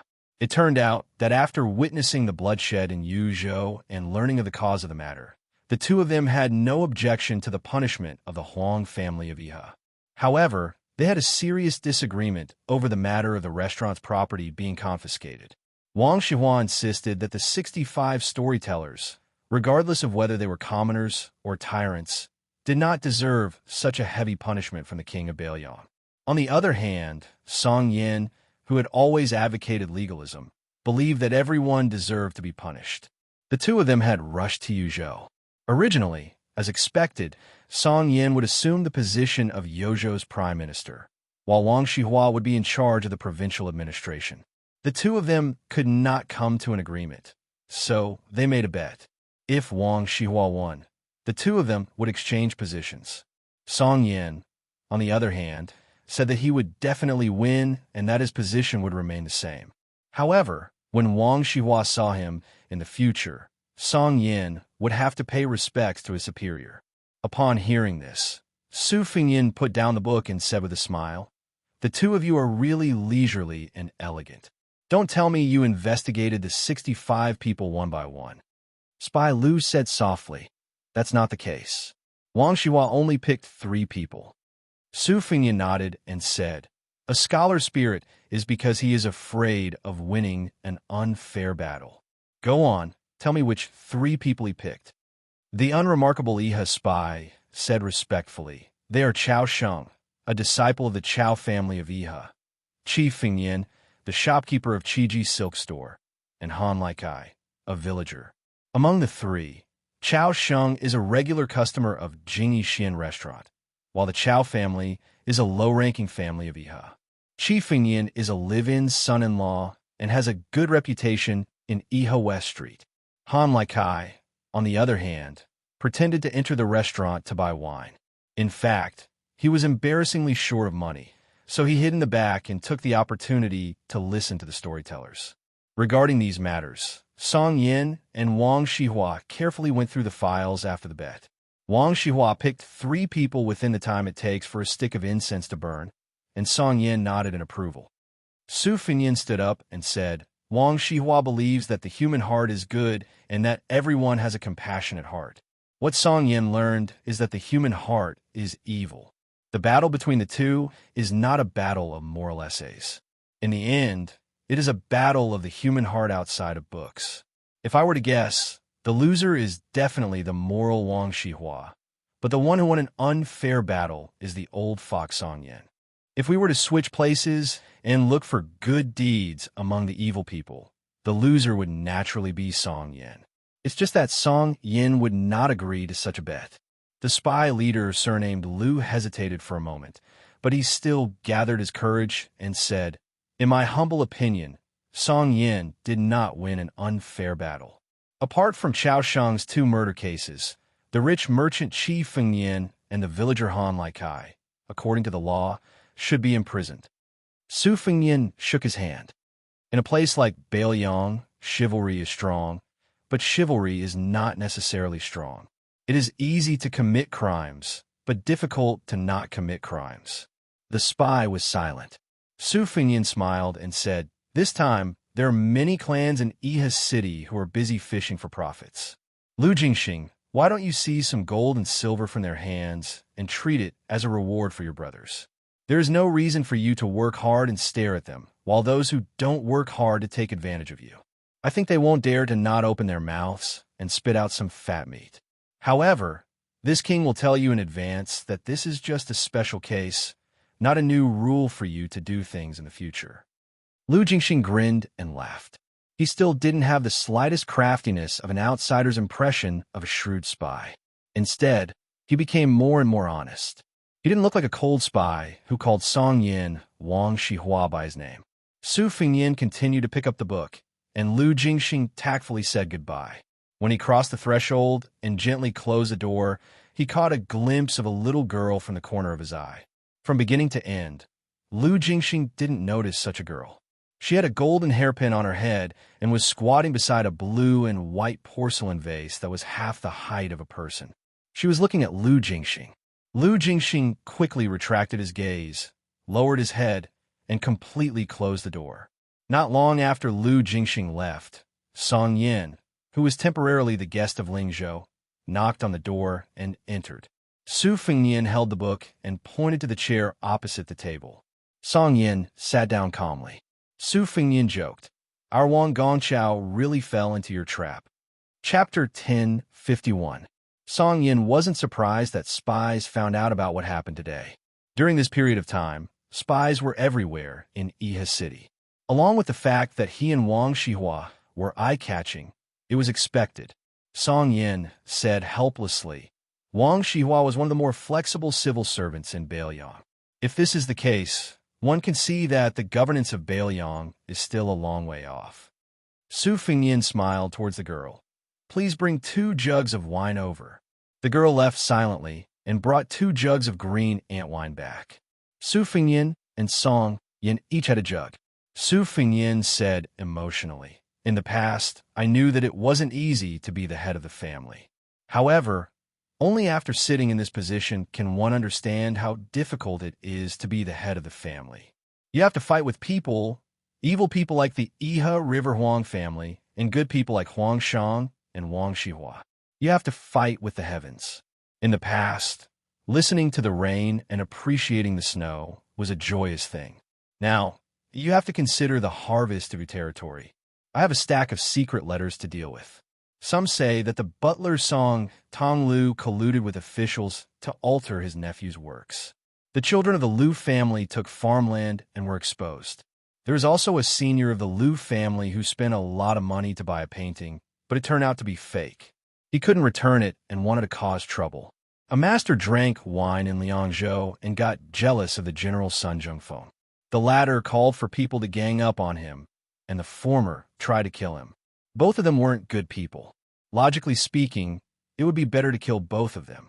There was even a rumor that the youngest son of the deputy commander of the infantry, Wei Taizhan, brought along his belongings and moved to the neighboring Hezhou. Just the illegal gold and silver alone filled 16 large chests, which were detained by the soldiers patrolling the border. Very soon, there was a rumor that the border guards had insulted the daughter-in-law of Deputy Commander Wei first. There was also a young captain that great ancestor Gu thought highly of. For some reason, he was beaten half to death outside the pass. Song Yin said calmly, "As long as one has a family, there will be conflicts. There are even gaps between father and son and wife, much less such a big Beiliang." Su Fengyin smiled and said, "From now on, all the major and minor government affairs in your province will be handed over to you, Kuei Hu and Huang Fuqian. Administrator has been fighting for you, saying that you have the power of magic but have no place to use it. He hopes that you can be of some use after moving to Yuzhou." Song Yin nodded and said, "It's only right that I do my best." Su Fengyin didn't pick up the wine jug that still had more than half of it left. He stood up and walked out of the study with Song Yin. After Song Yin left, Su Fengyin found Wang Shihua, who was temporarily staying in a side courtyard of the general's official residence. He told him that he was going to meet someone. Wang Shihua was confused and followed him out of the residence. He sat in the carriage and left Iha City to the outskirts. There was an irrigation ditch here that nurtured a lush reed field. The land in Bailiang was poor, so the reeds that were quite useful had all become priceless grass. Near the reed field, there were several small villages near the river. The breeze was cool, and the spring sunshine was warm. Walking on the narrow mud road, the air was filled with the fragrance of green reeds. There were groups of 3 to 5 village children picking tinderbuds. Su Fingyin and Wang Xihua slowly came to a small ferry by the river. The clumps of reeds nestled together gracefully. It was a rare tinder and charming scenery in Bailiang. Su Fingyin had an empty stem of green reeds in his hand, which looked like a rough reed flute. Su Fingyin sat on the cobblestone ferry and blew the reed pipe, whimpering faintly. Wang Xihua didn't sit down. Instead, he stood on the riverside and thought that the young lord might be dissatisfied with why he made that bet with Song Yin and question his action in Yuzhou province. However, considering that Wang Xihua was half his trusted subordinate, he didn't punish Wang Xihua in the usual officialdom. Su Fingyin stopped playing the reed flute, raised his head, and pointed to the northeast. There's a poor scholar from Bailiang who has been in the capital for 7 years and finally made a name for himself. The year before last, he had already become the daily assistant of the emperor's clothes minister. Last year, he became the physician of the meritorious service department. He assisted the minister of personnel ministry, Zhao Yuling, and the crown minister, Yin Maochun, to preside over the capital assessment. This year, he will participate in the assessment of the local 4th grade officials in Lyon. In the early spring, he and Crown Prince Zhao Zhuan made a private visit to the south. After returning to the capital, they got married. On the wedding night, there were big red candles and a red veil. The woman surnamed Zhao was a noble. This scholar was destined to have a meteoric rise in the future. Even becoming a minister was just around the corner. In the past 7 years, there were only 2 secret letters sent to Bailiang. One was about the crown prince, and the other was about the Zhao emperor's health. This scholar, who had made great contributions to Bailiang, only wrote 2 words at the end of the 2 letters and asked Bailiang to pass the message to one person. Su Fingyin paused for a moment and said flatly, "Don't miss. Don't wait." Wang Xihua sighed. Su Fingyin continued slowly. Before the scholar achieved meteoric success, there was a spy here, Zhao Go, who had been keeping an eye on him for many years. Therefore, even if it was just 2 simple words, the person who missed and waited for still did not know. Wang Xihua asked softly, "That infatuated woman is still waiting?" Su Fingyin nodded and patted the stone at the ferry. Back then, she sent the scholar to the capital to take the imperial examinations here. She did not marry, but if she missed him, she would come here to wait. That was because he had promised her that he would return home to marry her, regardless of whether he could pass the imperial examinations or not. Wang Xihua sighed from the bottom of his heart. Such a scholar, such a woman, should have been married. It would not be excessive even if the king of Bailiang personally presided over their marriage. Su Fingyin turned a deaf ear and said, "After the end of last year, the woman stopped waiting at the ferry." Wang Xihua was stunned. Su Fingyin threw the hollow reed into the water. Without turning his head, he stretched out his finger and pointed to a place far away from Wang Xihua. She died in the reed marsh and was buried there. Su Fingyin put his hands into his sleeves. "I came to Yuzhou, to the Yi River, to kill people. You, Wang Xihua, said in your heart that I killed the innocent. I thought that no matter how innocent those nobles were, they were not as innocent as this woman. Moreover, such a woman, such a tragedy, could not be counted in Yuzhou. You scholars keep saying that you wholeheartedly want the world to be peaceful. I, Su Fingyin, feel that world peace is too far away. Since peace is so close, I have to do it well first." Wang Xihua's face was pale. Su Fingyin stood up, shook his sleeves, and bowed to a small grave in the reed marsh. He turned and left, leaving Wang Xihua sitting on the ground dejectedly. Su Fingyin said in a deep voice, "You were lucky to be born as a human, but you did not treat others as human. Since you are not a human, this king will kill anyone he sees in Bailiang." More than 100 Yuzhou men of sacrifice appeared in the reed marsh.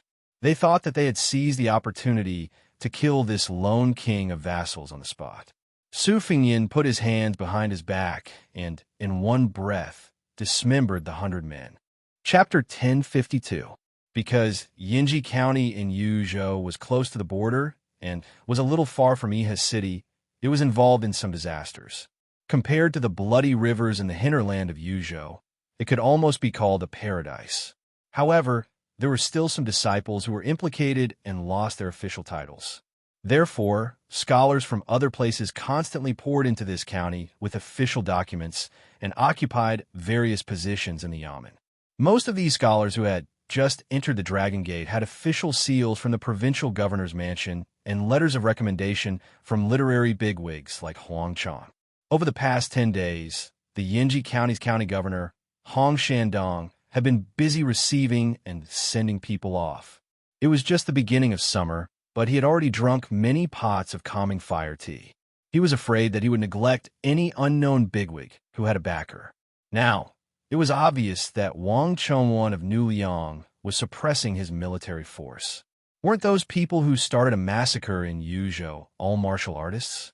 Hong Shandong didn't dare to put on airs at this critical moment. There were 7 counties in Yinji County, but there was only one upper county. According to the law of Liang, only a county with a yield of 100,000 dan of grain was considered an upper county. In Beiliang, half of the county's grain was already considered a top county. This time, the scholars who entered this county as officials were 1 county magistrate, 3 county deputy ministers, 6 county secretaries, and 1 county lieutenant. Fortunately, they all held positions in the middle and lower counties, so they didn't stab the county governor in the heart. It was human nature for a new official to visit a county magistrate, Hong Shandong, and it was also a rule. However, there was still 1 county secretary and 1 county lieutenant who didn't show up. Perhaps it was because of their scholarly character that they directly went to the local magistrate. Hong Shandong, who was originally a scholar, was too lazy to care about this kind of red tape. He was content to have a muddled peace in his county. Bishan County was a barren county in the middle of nowhere. It only had the air of being the largest county in Yinji County. In addition, the local power was very strong, so the county magistrate here had always been sullen, not to mention the good thing of earning 100,000 dan of silver for 3 years. This time, the officialdom of Yuzhou was greatly shaken. From the top to the bottom of Bishan County, the county magistrate and county lieutenant all ran away without anyone saying anything. It would be best if they could go to other counties. Those who didn't have this ability also took the opportunity to lower their status and go to other places to fish for money. As a result, after the county magistrate, the county deputy minister, the county secretary, and the other officials gathered in the old county office of this county, they all stared at each other in bewilderment. They were all unfamiliar faces. County Magistrate Feng Guan was a scholar from the Xianxia Academy. He had just reached 30 years old. It was said that he was a fine jade material that even Grand Chancellor Wang took a fancy to. In Beiliang today, he naturally became a first-class commodity. County Magistrate Hong accepted this person's greeting gift, but secretly sent an even more valuable gift in return. Deputy County Magistrate Zui Jing's reputation was slightly inferior. He was a scholar who had followed the Liu family of Qingzhou into the Qing dynasty. He did not have any scholarly achievements, but since he was able to get in touch with the Liu family, who was a relative of the imperial family, no one dared to look down on him. Commandant Bai Shank liked to wear a personal knife. He was the bold person who did not visit County Chief Hong. He was tall and sturdy, and did not consider himself a scholar. Even when he was in the main hall of the county office, he still looked askance at people. The remaining person was the registrar. His official position was the most mediocre among the top officials in the county. His name was Su Qi. He did not wear a knife, sword, or jade. He was young, but he really had a good appearance. Out of the 4 officials, Feng Guan was arrogant because of his talent and was also the county magistrate. He was neither cold nor warm to everyone. Zui Jing tried to befriend Bai Shank, but the latter did not appreciate it and could only settle for the next best thing. He ran over to Registrar Su and called him brother. Finally, his efforts were not wasted. When they had nothing to do, they left the office and went to the streets to drink. Jing tried to sound him out several times and found out that this person was a son of a general who had come to the remote countryside to avoid disaster. At first, Jing treated him to a banquet, but then he let the young registrar foot the bill. At first, Jing was a little nervous. He was afraid that this young son of a general was too arrogant and would come to blows at the slightest disagreement. Later, after drinking more and more, they became more familiar with each other. He was certain that this inexperienced official was very easy to talk to and was willing to suffer losses. However, in his heart, Jing looked down on him more and more. He only saw him as a fair-weather friend. It was the general trend for scholars to be in charge of Bailiang's government affairs. Su Qi was just an insignificant son of a general. What kind of future would he have in the future? However, there was one thing about Su Qi that Jing liked. When Jing was criticizing current affairs, Su Qi did not understand and was more than willing to listen to Jing, the county deputy's guidance. Anyway, Bishan County's affairs were not heavy. Magistrate Feng was always eager to do them, and County Magistrate Bai was always elusive. Jing and Su Qi had plenty of time to drink and chat. Taking a break from work? It was more like taking a break from work. The main entrance of the county yamen was not long. There were only a few shops, and there was only one restaurant. There were only a few kinds of green ant wine. Jing was not used to drinking the cheap green ant wine that burned his throat. Today, he asked for a jug of Jiannan spring wine that had just arrived. When he asked for the wine, he deliberately glanced at Su Qi's face. Seeing Su Qi's pained expression and trying to hide it, Masterswa held back his laughter. Afterward, he drank in large mouthfuls and felt more at ease. As he drank the good wine to satisfy his craving, Jing felt a heroic spirit fill his chest, rushing straight to his teeth. He had only finished one cup when Su Qi tactfully reached out to refill his cup. Sirzwa picked up the wine cup. He wasn't in a hurry to drink, saying unhurriedly, "Last time I told you about Bai Yin and Tan Tonwing's public rupture, how satisfying it was. Today I want to properly talk about the aftermath. This Grand Secretary Zhang's control of the Liang Discourse Road has finally come in handy." With a cautious sound, this blade suddenly fell down in the imperial court. Although no one died, it made those who had the qualifications to enter the imperial court lose 2 noble titles, as well as 16 official hats. Su Qi, don't you think it's amazing? Su Qi laughed softly and said, "Amazing." It was indeed an extremely tyrannical counterattack. It doesn't lose to Qinji Bao's plum wine. Jing originally wanted to answer his own question, but after being interrupted, he subconsciously wanted to glare. However, he quickly restrained himself. The person sitting in front of him was, after all, an official of the same rank as him. He took a slow sip and brewed his emotions before continuing. The officials in the court are dejected and anxious. However, this is not important. Soon, there will be a light at the end of the tunnel. That Bai Yin intends to open up the Lotus Seed River to deal with the flood in Guangling. The Minister of Works, who is known for his silent meditation, wrote a letter for the first time, stating the pros and cons in a clear and organized manner. He actually did his best to refute the Grand Secretary. The way I see it, there are 2 emperors in this dynasty. No matter how the man and the cat died, they are dead in the end. This purple beard duke, who still holds the title of Grand Secretary, is also on the verge of collapse. Speaking of this, Jing, who was most likely to take over the position of county magistrate, also sighed endlessly. Since he was a scholar, no matter how much he criticized Bai Yin, how could he not yearn for him in his heart? If one didn't reach the martial emperor's city, one wouldn't be considered a hero. If one didn't recognize Bai Yin as a scholar, how could he be an official? Jing took a sip of wine and clicked his tongue. In the end, he heard a question that spoiled the mood. "Sirzwa, Grand Secretary Zhang is too far away from me. I'm more curious about the current Jianghu." Jing couldn't help but think, "Who do you think you are, Su Qi? Forget about Bai Yin. Even Great Peace City is thousands of miles away from you. As for Jianghu, how much closer can you be?" However, despite his disdain, Zhuijing still had a smile on his face after drinking the good wine that Su Qi had treated him to. He slowly said, Jianghu? I have heard of it, although I didn't pay much attention to it.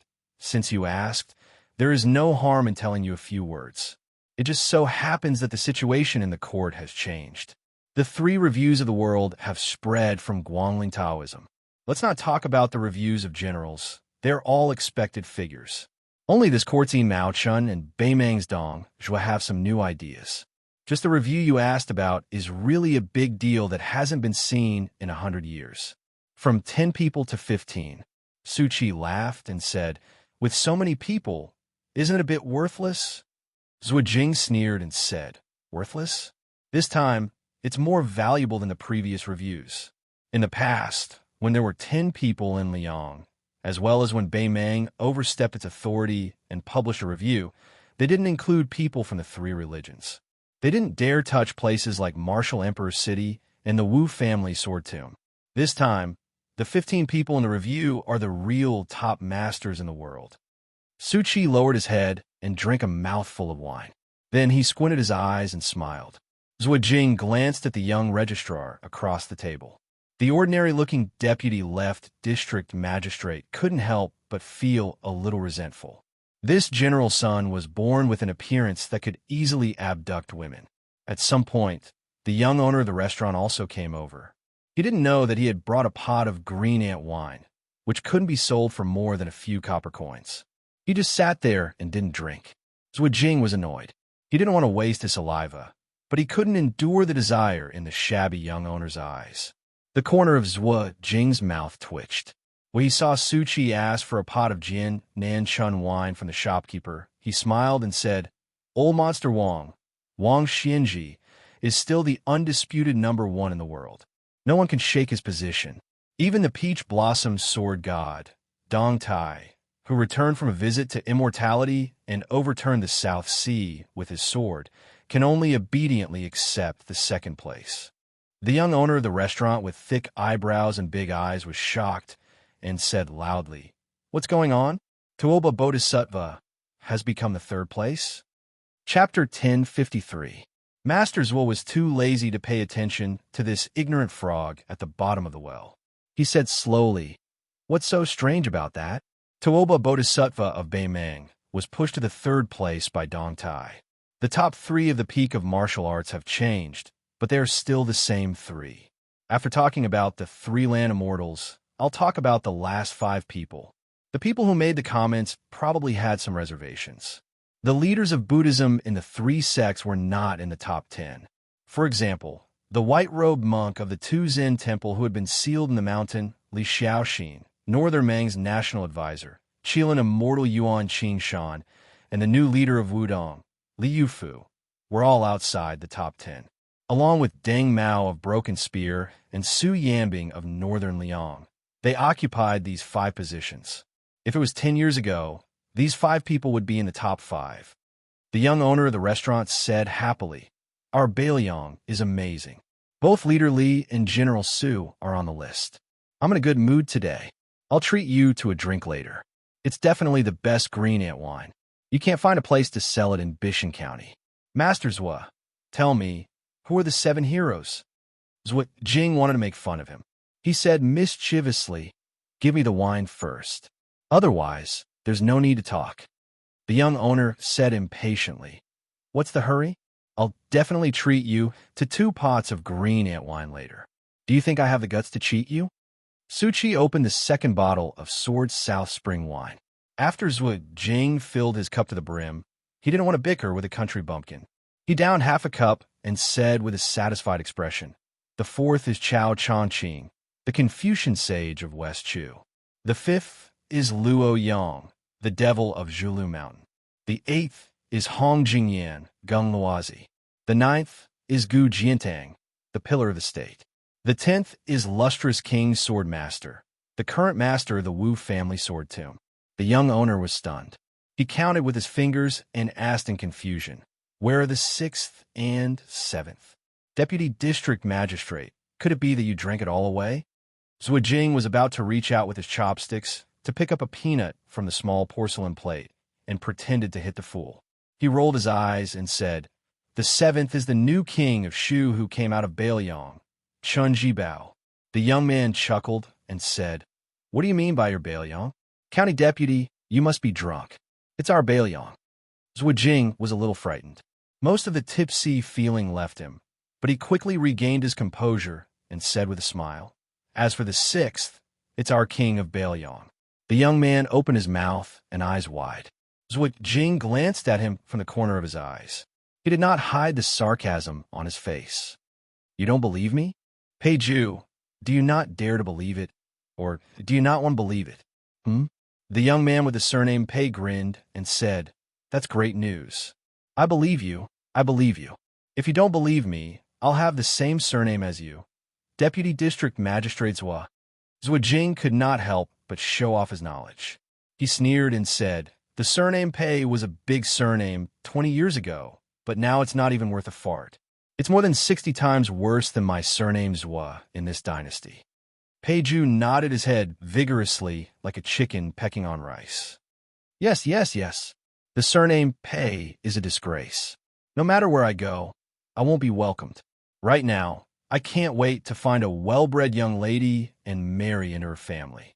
Su Qi sighed and said, "The sixth. It seems that Xianxia is being merciful." Zhu Jing was confused and asked, "What did you say?" Su Qi shook his head and said with a smile, "I just think that no matter what the ranking is, it's already very scary to be on the martial arts ranking list." Pei Ju faced the arrogant deputy district magistrate and the reverence that some commoners should have for their parents. As for Su Qi, who was polite to everyone, he was used to climbing up the ladder. These days, when they occasionally interacted with each other, he had always been carefree and unscrupulous. He grabbed a handful of peanuts and put them in his mouth. He said vaguely, "It's not just scaring people. If I see one, I'll be scared out of my wits. If I'm not scared to death, I'll beg them to take me in as their disciple. If I'm lucky enough to learn a few moves, I'll go out in Jianghu and fight anyone. If I can't beat them, I can ask for my master's support. Who would dare to bully me? Wouldn't they be in a hurry to be reincarnated?" Su Qi wanted to say something, but stopped. Finally, he could not help but say, "If you have such thoughts, you won't be able to practice the sword and become a master."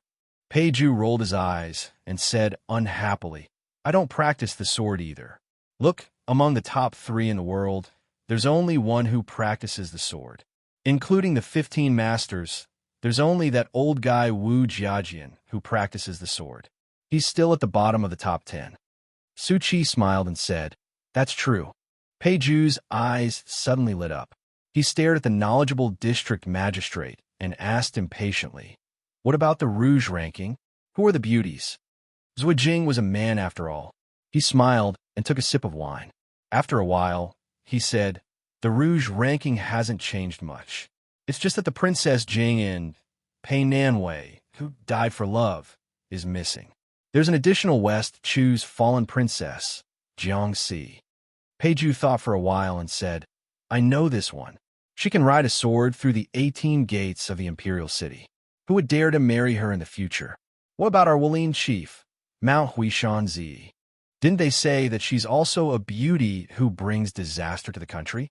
Zhu Jing laughed in a low voice and said, "No one dares to marry the West Chu princess, but no one dares to touch the mistress of Great Meadow. You have to understand that although Xianyuan Qingfeng wasn't ranked among the 15, he was singled out along with Nangong Push. He said that the former was only 1 level away and the latter was only 1 level away. They both have the potential to reach the top of the Wulin world as women. It's just a matter of who's a step faster. Whoever's a step slower will fall behind, and it'll be difficult for them to stand side by side. In my opinion, this old fox who wrote the ranking is also full of evil tricks. He wants nothing more than for the 2 beauties to fight. Little brat of the Pei family. Let me ask you, let's not talk about those unattainable people. Let's talk about how you know 2 beautiful ladies on the street, but you can't eat them. Would you be happy to see them fight on the street?" Pei Ju only cared about laughing.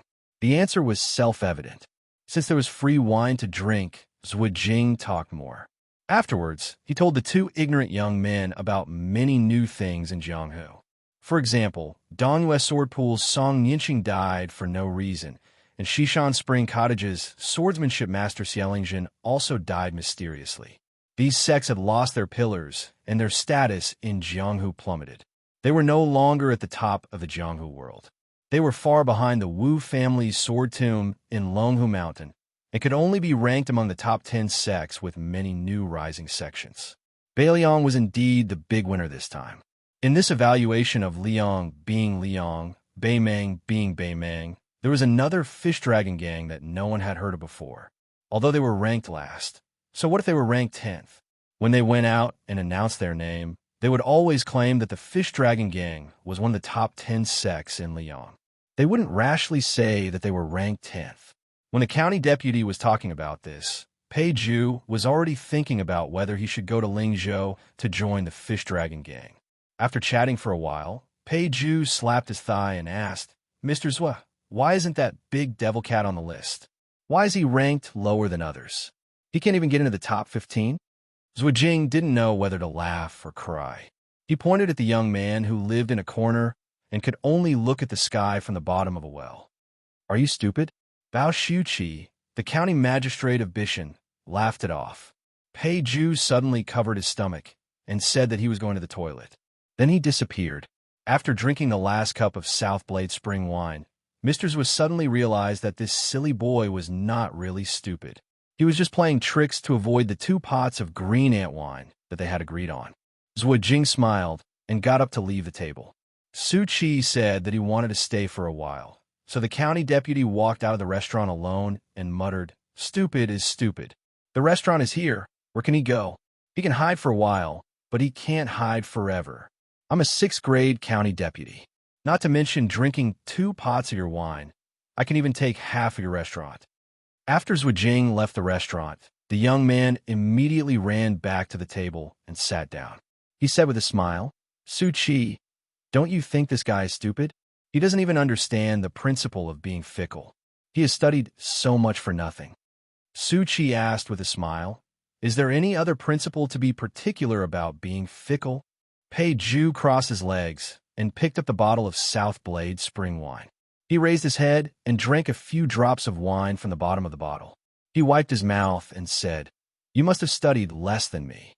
A monkey performer gives a monkey 3 acorns in the morning and 4 acorns in the evening. If the monkey doesn't agree, the performer will say 4 acorns in the morning and 3 acorns in the evening. When I was young, I heard this joke in other people's ears and thought that the monkey was really smart. Wouldn't it be better to get 1 more acorns in the morning than anything else? Even if it could get 3 more acorns in the evening, it would be better to get early.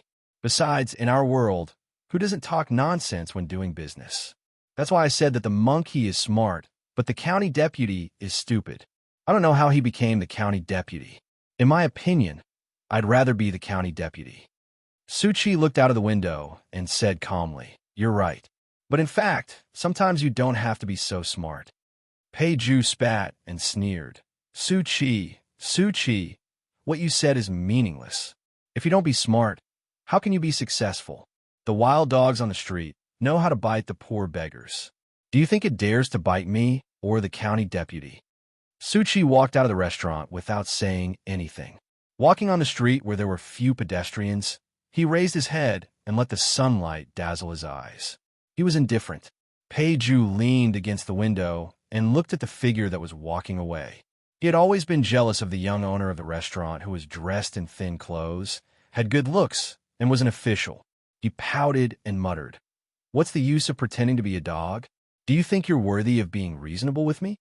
Su Qi walked alone. "Hey, Vancouver, your brother is already the 6th in the world in name. If one day in the future, I'm still alive and you're still alive, then I'll take the initiative and add in the share that you don't want. It's not too much for the 2 of us to be the 1st in the world, right?" Chapter 1054. Translator, Transin Editor. Transin Su Qi didn't live in the back hall of the county office. County Magistrate Feng Guan had brought many books and servants with him, so they occupied many rooms. County Magistrate Bai Shank had also cleared out an extra room for practicing martial arts. He didn't stand on ceremony with anyone. If anyone was dissatisfied, they could come and ask for his saber. Therefore, Su Qi, as the registrar official, sensibly bought a small house outside the county office. It was only a few minutes away from the county office. The alley was secluded and deep. In the courtyard, there was a small well with fresh green grapevines. It was a quiet and pleasant place. When Su Qi returned to his house, a little girl with a golden hairpin on her head was lying on the mouth of the well. She didn't care if this posture was elegant or not. Su Fengnian took off his civil official uniform with a 6th-rank official patch and moved a small stool to sit beside the well. Originally, he didn't have the fortune to spend his days leisurely like this.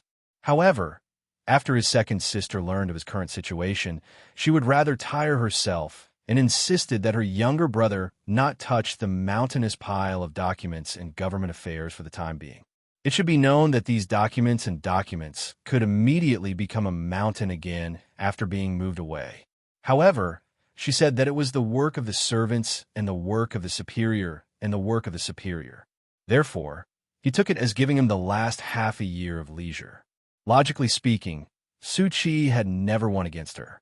All he could do was wait patiently for the next spring.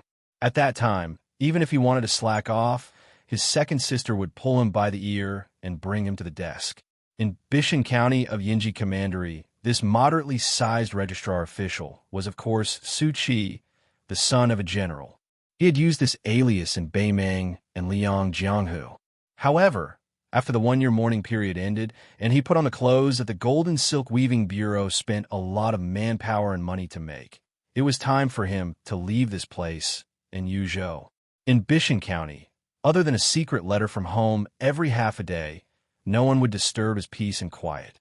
Therefore, things like martial arts evaluations, rouge evaluations, general's evaluations, and so on could only be heard from deputy county magistrates Wu Jing. His meager salary as the county magistrate was mostly spent on Zhu Jing's drinking. Without a doubt, Huang Sanjia had once again deliberately stirred up a demonic wind. Among them, Mount Longhu was the biggest loser. A father and son Taoist masters had ascended together. It was an unprecedented grand occasion, but seemed to have emptied all of the Taoist ancestral court's assets. This time, no one had made it onto the rankings. But Li Yufu of Wudong, who had not been heard of until now, had made it onto the rankings and stood shoulder to shoulder with Yuan Qingshan and Li Xiaoxin. Mount Wudong's status would definitely rise. And with the sudden appearance of Su Yanbing, who was ranked 6th in the world, Beiliang was the biggest winner. He leaned against the rattan frame and muttered to himself, 10 times I was in a trance. Looking down from a high vantage point, I've seen many places. I've also seen the gathering and dispersing of fate. It's said that a place's environment nurtures a place's people. Within the limitations of this place's environment, people's words and actions permeate each other. Therefore, this place's environment is different from that of another place's environment. The people of the two places write different articles. To exaggerate, with the Guangling River as the boundary between the north and the south, the people of the south and the people of the north are completely different. When I'm in a trance, I look at the big, and when I'm back, I look at the small. Now, when I look at the new Beiliang, Zhuijing, and the old Pei Ju, I look at their words and actions. In the end, their fates are mixed up, and they all merge into Beiliang's fate. Now, Beiliang has Mount Wudong, a place of fate, but we have to wait until Li Yufu returns. After Jiang and I and the old man with the sheepskin fur coat left, Mount Qingliang was replaced by the androgynous white fox's face and Huying Guanin. But whether these people are here or not, they follow the 4 words the heavens are clear. They can't be forced. Many of my old friends have really become dead. There are also some who will become ancient people one day. For example, Wang Xiaoping, who follows Lu Songtao, and Sui Xiegu, who for some reason still hasn't entered the martial arts rankings. There are also Miss Li Zi and the North and South monks, whose whereabouts are unknown. But speaking of which, most of the people who are related to me don't have good endings. He, who had been listening to Su Fengnian's nagging, raised her head and adjusted the slightly tilted golden hairpin. She said calmly, I should have died more than 10 years ago. Su Fengnian was amused.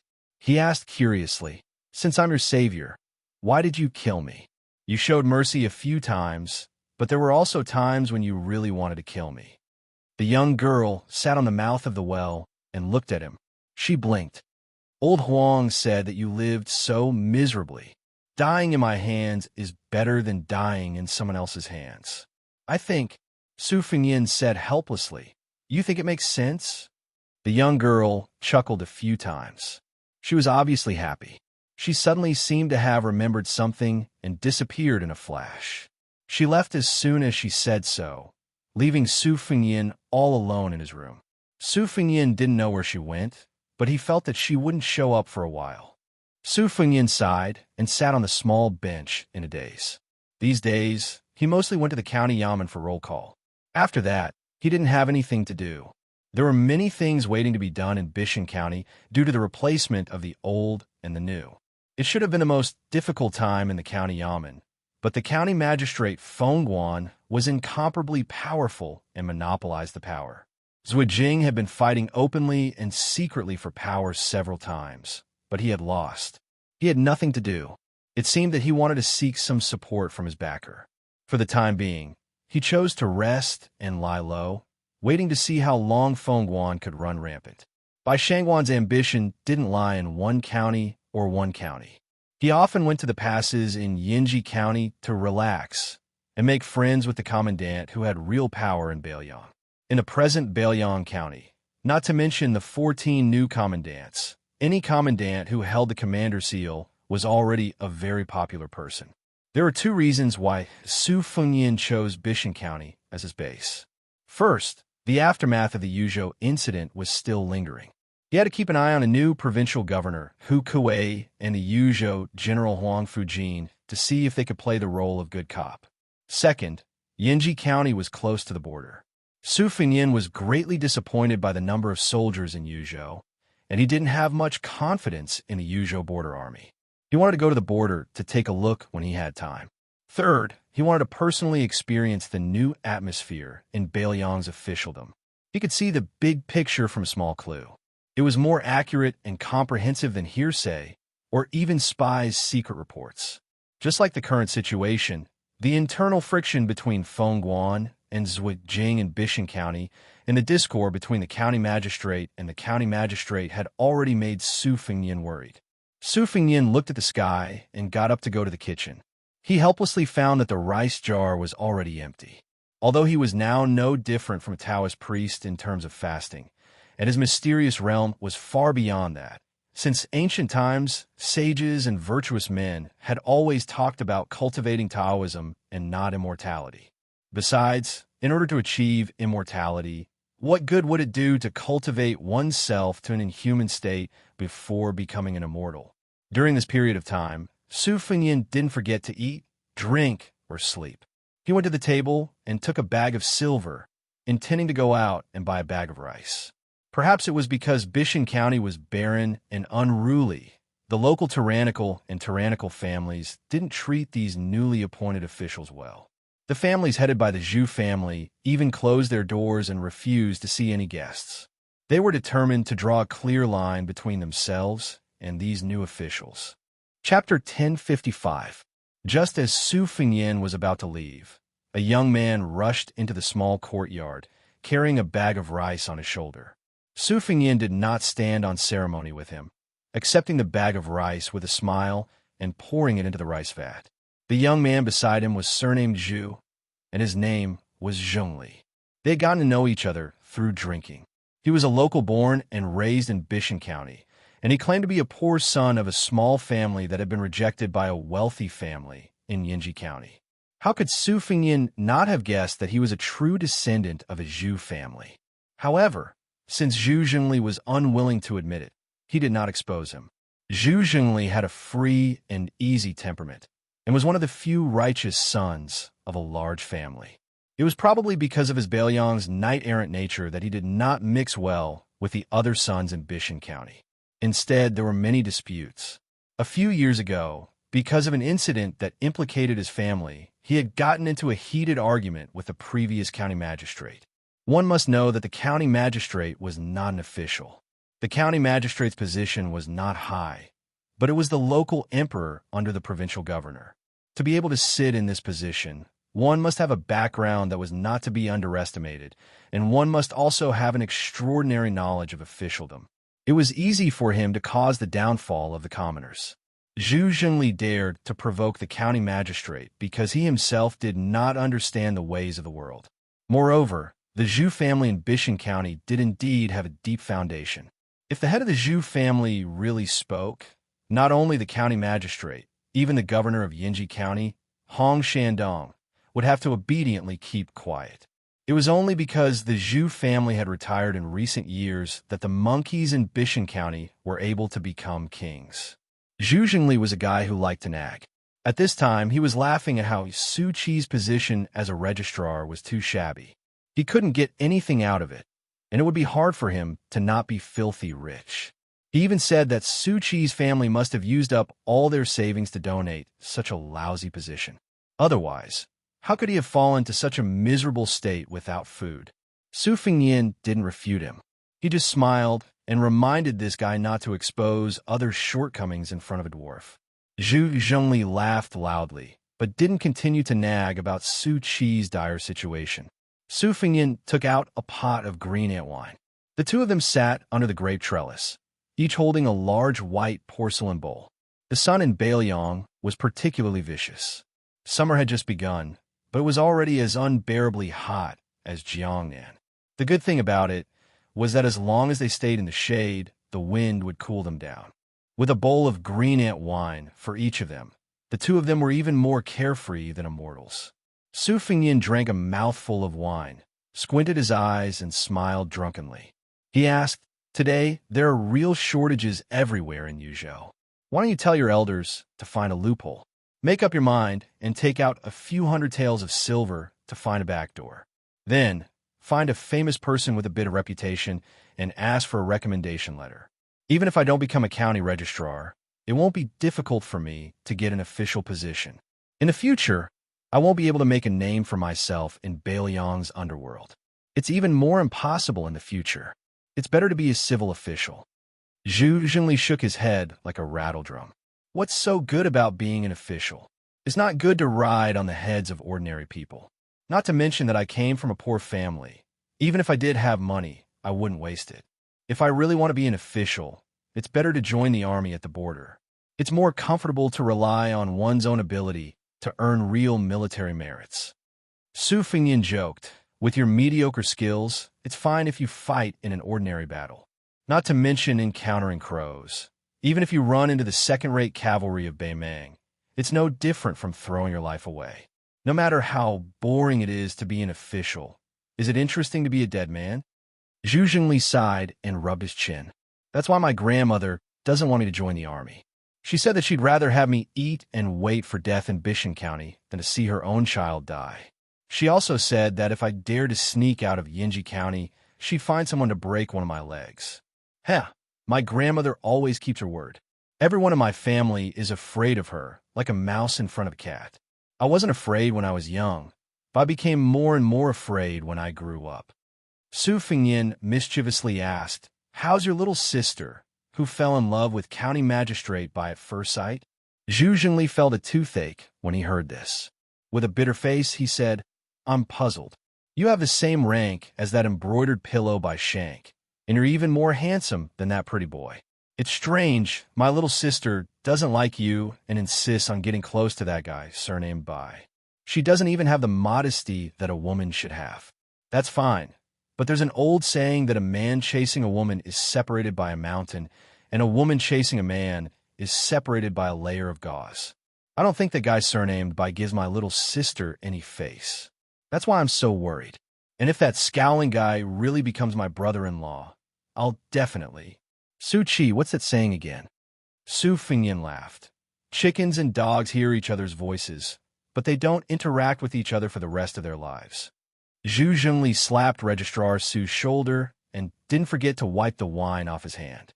He laughed. "Su Qi, no wonder you can become our Bishan County's registrar. You've studied for a few days. I can't do that. Once I touch a book, I faint and want to sleep. If I were to practice martial arts, I wouldn't have a problem even if I didn't rest for a few days and nights. But my grandmother wouldn't let me practice martial arts no matter what. Sigh, brother, I'm just a waste of my talent. Su Fingyin smiled and said bluntly, your talent is average and can't be much better. I'm only telling you the truth because we're friends. Zhu Zhengli didn't get angry. He glared at him and said, when Wang Xinji first started out in the martial arts world, the seniors in the martial arts world said that her talent was average. Besides, I don't have to be a world-shaking hero to practice martial arts. It's fine if I can beat up a few bullies in the village. Su Fingyin nodded. Zhu Zhengli finished a bowl of wine and shook the wine pot. There was about half a bowl left. He put it down and said that he had snuck out from home to get some fresh air. He still had to go back and deal with the books of the saints. If his grandmother found out, he would be crippled the next time they met. Su Fingyin didn't send him off. He laughed. Remember to bring wine the next time you visit. Zhu Zhengli, who had jogged away, turned around and raised his middle finger. Su Fingyin smiled and poured himself another half bowl of wine. He sat alone under the grape trellis. The breeze caressed his face, and he was in a good mood. Before he finished drinking the green ant in his bowl, he put the bowl on the bamboo chair and stood up to welcome the guest. A white-haired old woman slowly walked into the courtyard with a walking stick. She was stunned when she saw Su Fingyin. She sat down in front of Su Fingyin. Su Fingyin only sat down after she sat down. The old woman was the head of the Zhu family in Bishan County. The Zhu family had 4 generations. In the previous 3 generations, there were more females than males. Zhu Zhengli was the only child in his generation. According to the family tree in the ancestral shrine, there should be 6 or 7 uncles. However, none of them were alive today. It was the same for the previous generation. The old woman was the eldest daughter-in-law of the Zhu family. As time passed, she became the true backbone of the Zhu family in Bishan County. She was considered a virtuous and respectable mistress in the entire Yinji County. It was said that when the Su family took over Bailiang, General Su Xiao and Princess Consort Wu Su had stayed in the Zhu family. Just based on this, who would dare to belittle the Zhu family in Yuzhou, let alone Yinji County? Moreover, the 12 men of the Zhu family of 2 generations had all died at the border in the past 20 years. The old woman was slightly lost in thought. She looked at Su Fingyin and said softly, "You really look like him." Su Fingyin wanted to say something, but stopped. The old woman waved her hand. She leaned on her walking stick with both hands and looked at the door of the courtyard. She said, "At first, I wanted to see the Registrar General who could make my grandson call him brother. After seeing him, I understood. Back then, when the head of the Zhu family met the general, it was more or less the same situation. The general didn't put on airs. My husband wanted nothing more than to repay him with his life. He was clumsy and didn't say much, but he did." Su Fingyin said in a low voice, "This old man, please don't worry. I definitely won't let Zhu Zhengli follow in his ancestors' footsteps. This time, I took root in Bishan County and didn't even dare to visit the Zhu family. It was a coincidence that I met Zhu Zhengli. In the future, when I leave, it's likely that we won't meet again. I hope this old man won't worry." The old woman grunted and didn't say anything else. The old woman sat quietly for the time it took for a stick of incense to burn. She slowly stood up. Su Fingyin stood up and walked her to the door. The old woman suddenly asked, "Can you really defend it?" Su Fingyin replied calmly, "If we can't, I'll have to trouble this old man to tell Zhu Zhengli that Su Qi ran to the Central Plains to become an official." The old woman reached out her trembling hand and touched Su Fingyin's head. The old woman slowly walked towards the carriage that was parked at the corner of the alley. Before she got on the carriage, she saw the young man at the door silently watching her leave. She murmured, "So similar." Chapter 1056. The capital of Yinji County was close to Qingan County. Su Fingyin, as the county clerk, didn't visit Governor Hong Shandong back then. This time, he rushed to the capital because he had other plans. Now, he didn't even have a coachman by his side. Su Yambing went to Gore Mouth of Yuzhou to serve as one of the 8 captains of Bailiang's border. His main purpose was to intimidate the important people in the border army who were related to Yozhou's general family. Su Yambing was one of the 15 people in the new martial arts evaluation. Just this point alone was enough to make people afraid. Moreover, he was once Su Zhao's trusted retainer. In the spring and autumn period, it was common for a ruler to bestow a surname to his trusted subordinates, especially those who were born in the wilderness. However, there were only a few people on Su Zhao's side. Liu Yambing was one of them. It was said that a new ruler brings in new subordinates. Su Yambing had been trusted by the king of Bailiang for 2 dynasties. In the eyes of outsiders, even the infantry commander Yin Wenluan had to give him some face. Now that the new King Liang, who was ranked 6th in the world, was said to be able to take on 2,000 cavalry, who would protect him. When Su Fengyin led his horse into the city, he used Su Qi's identity and had an official's record. Naturally, he was unimpeded. When Su Fengyin entered the capital, he saw many young men and women in luxurious clothes. They all got off their horses and walked through the city gate. Even after passing through the city gate and getting back on their horses, they didn't dare to gallop wildly. They were no longer as arrogant and unrestrained as before. Moreover, no one dared to carry a Bailiang saber.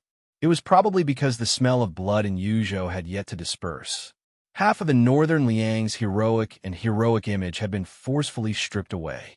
After Su Fengyin entered the city, he continued to lead his horse slowly toward a rare house with mountains and water. In Bailiang, one only needed to look at the amount of water, the number of wells, and the amount of winter snow stored in the cellar. It was even more impressive to be able to be near a lake. As for Mount Qingliang, since the family head surname was Su, it didn't need to be said. Within Yinji County, Hu Bai was a spy. He was still very young, but his senior spy had placed high hopes on him as early as his youth. It wasn't common for a spy to become an official in Bailiang, but logically speaking, it shouldn't be difficult. Hu Bai was very handsome. He didn't read much, but he was born with a scholarly air. The turtle spy in Yinji County had once been his master's subordinate, so he had taken care of Hu Bai in silence. As a result, he had assigned him a job that didn't require much effort, but was very pleasing and beneficial to his future. At first, when Hu Bai heard that he was going to be a woman's spy, he wasn't very happy. He only listened to orders, as that was the duty of a spy. However, when Hu Bai became the young and rich shopkeeper of the silk shop on this street and saw the woman with his own eyes, he didn't have any complaints. Hu Bai had seen many beautiful women. Some were as flirtatious as peonies. Some were as pure as white lotuses. He had even tasted the flavor of the courtesan of a large brothel. His state of mind was always as tranquil as an ancient well, but he had never seen such a soul-stirring woman. Moreover, there was something else besides her appearance that made it even more difficult for Hu Bai to let go of. Hu Bai followed his duty and didn't dare take a single step past the minefield. He didn't take the initiative to meet her. She rarely showed her face on the street. From the time she appeared in the silk shop until she disappeared, it was only a door's distance away. Hu Bai didn't even raise his head. He could only watch her out of the corner of his eye. Occasionally, he would lie on the roof in the middle of the night and drink wine. He would glance at the pitch-black courtyard not far away and know that she lived there. Hu Bai didn't probe into her background. He only wanted to be able to guard her like this, neither near nor far, one day at a time, and it would be best if he could spend a lifetime with her. He only knew that the woman's surname was Pei and that she lived in seclusion. She had never had a social interaction with the officials and nobles of Yinji County. Her temperament was always cold and cheerless. Even though this unavoidably gave people a feeling of lethargy, it was still breathtaking. There were many manners of influential people in Yinji County nearby, and it wasn't that there weren't people with a keen sense of smell who would act upon hearing the news. On a dark and windy night, Hu Bai had personally knocked out more than 10 people, including their master and servants. The military chancellor, who was as fat as a pig, was choked by Hu Bai's neck, lifted a foot off the ground, and viciously smashed his head against the wall of the alley, causing him to faint on the spot. That night, when County Governor Hong Dong heard about this matter, he got out of bed in a hurry and flew into a rage. He actually mobilized a large force and quickly mobilized 30 armored soldiers armed with crossbows to drag away those fellows. The next day, not only did the military chancellor lose his official position, his entire family was expelled from the county city. After that, no one dared to fight anymore. There were still people who wanted to fight to win a smile from the beauty, but they never saw that door open. Later on, it was unknown what the county governor said, but the loafers and the noble families who liked to pretend to be cultured disappeared overnight. That alley returned to its original tranquility without a trace of smoke and fire. Today, Hubei was skillfully dealing with the wealthy women in gold and silver, earning the best money in the world. Between transactions, it was unknown who was taking advantage of who. He was teasing two women who were like wolves and tigers when he suddenly caught a glimpse of someone leading a horse past the door. In the blink of an eye, he sized up that person from head to toe, not even missing the quality of the horse and the material of the saddle. Not sensing anything strange, Hubei planned to withdraw his gaze. Unexpectedly, that person, intentionally or otherwise, turned his head to look inside the shop and happened to meet Hubei's gaze. The two of them almost smiled at the same time. Hubei waited for that person to ride past and disappear from his sight before he frowned. However, when he thought about how there were many hidden guards on the street and how there was no lack of experts who were more skilled in martial arts than him, he didn't worry unnecessarily. The corners of his mouth curled up, thinking that the young master's appearance was extremely pleasing to the eye. In Xianxia County, which was full of beautiful women but sloppy men, it was indeed rare to see such a person. When the women in the shop saw the smile on Hubei's face, they were even more willing to spend a lot of money. However, when they held the satin material, the strength of their palms that brushed against the back of Hubei's arm quietly increased. After Pei Nanwei moved into this courtyard, she left behind two diligent young maidservants to serve her, but they couldn't be considered intimate. She would only joke with them when she was in a good mood. These were all teasing words from an experienced woman. She would ask them if they had someone they liked or if they needed her to be a matchmaker.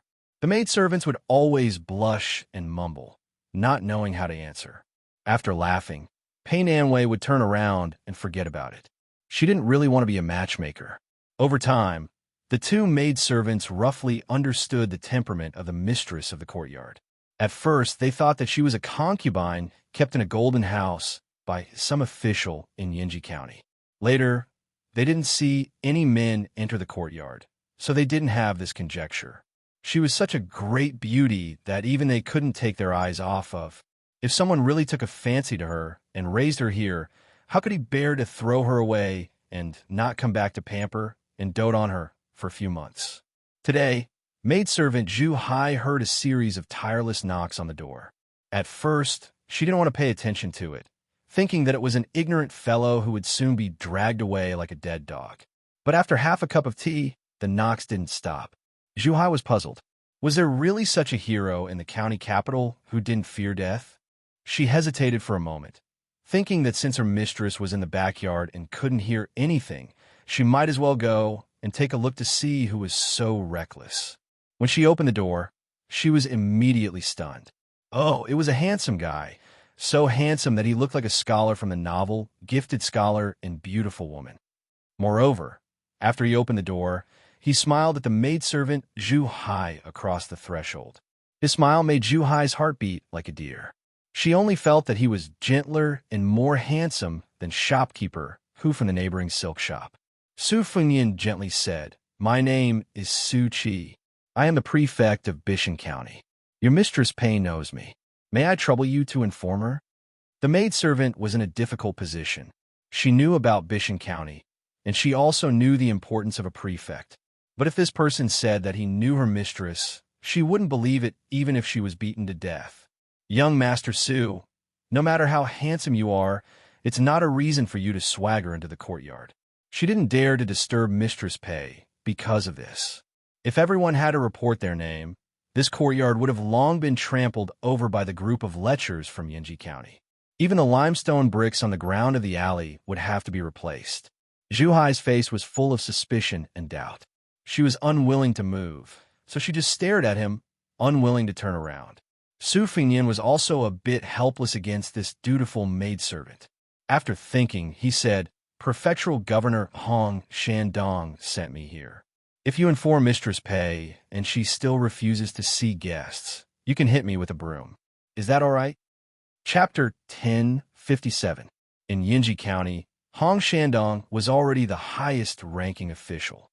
To be able to work in this courtyard, the servant girl, Zhu Hai, also knew the severity of the situation. After thinking for a moment, she said earnestly, "I'll go and inform the young lady.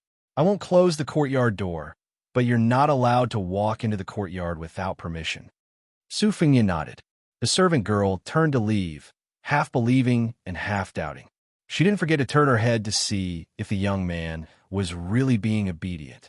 Seeing that he didn't move at all, she quickened her steps and boldly went to the rear courtyard to inform the young lady. Su Fengyan sat on the threshold, his back to the courtyard. He looked at the horse on the street that couldn't be considered a good horse, but it wasn't a bad one either. As for the few pairs of cold eyes hidden in the shadows, Su Fengyan could easily and clearly feel their heartbeats. Su Fengyan was somewhat moved by their strict adherence to their duties. When outsiders mentioned Bailiang, their first impression would definitely be of the invincible cavalry and the White Horse Scouts. However, they weren't familiar with the Bailiang spies and death soldiers that Chu Lushan had single-handedly created. In fact, over the years, there hadn't been many battles between the two armies on the battlefield. However, the exchange of lives between Bailiang and Beimeng's spiderweb and Liang's Zhao Go had never stopped.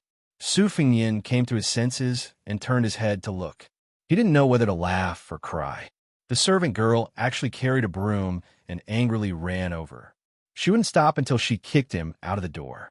He didn't need a guess to know that the woman, Pei Nanwei, had set a trap for him. Su Fengyan stood up and watched the servant girl use the broom to use the long-lost dog-beating stick technique in Jianghu. He quickly left the courtyard and retreated to the bottom of the steps. He laughed angrily at the courtyard door and said, "The one surnamed Pei Yuan." The maidservant stood at the door angrily and waved the broom. She suddenly turned her head and saw her miss standing on the steps in the courtyard with a smile that she had never seen before. There was no coldness when she was listening to her report. Only then did Zhu Hai realize that she had most likely made a big mistake. She turned her head and looked pitifully at the young master, named Su Qi, at the foot of the steps. The young man, who was almost hit in the face by the broom, smiled and walked up the steps. He was not angry. He took the broom from her hand and stepped over the threshold. He glared at Pei Nanwei, who was gloating. "Is it very fun?" Previously, she had lost her status as Princess Jingyan. Now, she didn't even have a place in the beauty rankings. Her expression turned cold once more. The servant girl, Zhu Hai, stood timidly behind Su Fengyan, not knowing what to do. The other servant girl stood behind Pei Nanwei. She looked at the young man who was dressed in plain clothes. Like Zhu Hai, she felt that it was inconceivable. Their miss had once casually refused the visit of the prefectural governor in Yinji County. When Sir Hong heard of this, he was furious. He didn't even fart. After waiting for an answer at the courtyard door, he turned and left. Since that was the case, perhaps only the provincial governor of Yuzhou had the qualifications. But where did such a young and high-ranking person come from? He was the eldest son of the administrator and the #1 official in Bailiang's court, Li Hanlin. A prodigal son who had turned over a new leaf was more precious than gold. He had made a name for himself on the border. But wasn't he just a ranger of the crossbow cavalry? Pei Nanwei's expression was full of mockery. She sneered softly, "Zhu Hai, Mei Jiao, why haven't you paid your respects to the king of Bailiang, who is visiting Yinji County incognito? You should know that you won't get another chance like this if you miss this village. Not everyone can meet the youngest Pillargua of the Liang dynasty." The two servant girls didn't have time to distinguish between the truth and the lies. They were so frightened that they fell to their knees with a thump. Zhu Hai, the servant girl who had been holding a broom, immediately burst into tears. Su Fengyan said softly, "Get up. Don't listen to your miss nonsense." The servant girls didn't dare get up even if they were beaten to death. They would rather believe that it was true than not. Who would dare joke around with their lives? If it really was that new king of Bailiang who killed without blinking an eye, wouldn't killing these two servant girls be as easy as breathing? Besides, the whole of Bailiang was amazed that the new king of Bailiang was the 6th most powerful person in the world. If he was happy, wouldn't he have his cavalry kill people? If he was unhappy, he would do it himself. Su Fengyin put down the broom and said to Pei Nanwei, I am now the secretary of Bishan District. I need someone to cook. Do you have any ideas? Pei Nanwei said resolutely, no. Su Fengyin dismissed it with a smile. He walked over and picked up the girl, then walked towards the courtyard door. Pei Nanwei wanted to see the world in chaos. She screamed, someone come! Someone is kidnapping a girl. No one paid attention to her fanning the flames. The two servant girls secretly looked up and saw their miss, who had a cold temperament, screaming like she was possessed. No matter how young they were and how inexperienced they were still girls. They could tell what was going on. They didn't dare to get up and watched as their miss was taken away by the young man who might or might not really be the king of Belyong. Outside the door, Su Fengyin threw her onto the horse's back and led the horse out of the alley. The spy, Hu Bai, walked through the alley. He glanced at the silent girl on the horse's back. He lowered his head and continued to walk. The word wish rose in her heart, but died in an instant. Su Fengyin turned his head and looked at the back view that could not hide the loneliness. He did not speak. After leading the horse out of the city, he mounted it and sat behind Pei Nanwei. They galloped all the way back to Bishan County. Soon, everyone in the county knew that the Registrar General had a beautiful wife. It was really a failure in the officialdom. It couldn't stop this Registrar General from being proud of his love life. When the county premier, Zhu Jing, heard that everyone in the county yamen was talking about this, he couldn't hold back anymore. It was the first time he took the initiative to bring wine to his humble home. It was indeed amazing. However, the woman was wearing a bramble hairpin and a cloth dress. It was really a trap for Su Qi, who had fallen from grace. If it was him, wouldn't he serve her like a female bodhisattva? However, the woman, who looked like she had just become a wife, didn't pay attention to anyone. After arriving at Bishan County, she only dragged Registrar General Su to buy tea, rice, oil, and salt for the first 2 days. She took care of the house in peace. When she met with visitors who had ulterior motives, she only showed her face slightly as the mistress of the small yard. She barely maintained her etiquette and didn't show any friendliness. They could only see her moving the worthless potted plants and feeding the chickens and ducks in the corner. Zhu Jing was so sly that he played a trick. He intentionally let Registrar General Su Qi handle some unimportant old cases in the county yamen. The woman would also come slowly with a box of food. She would wait for Su Qi to finish the piping hot food before returning with the box.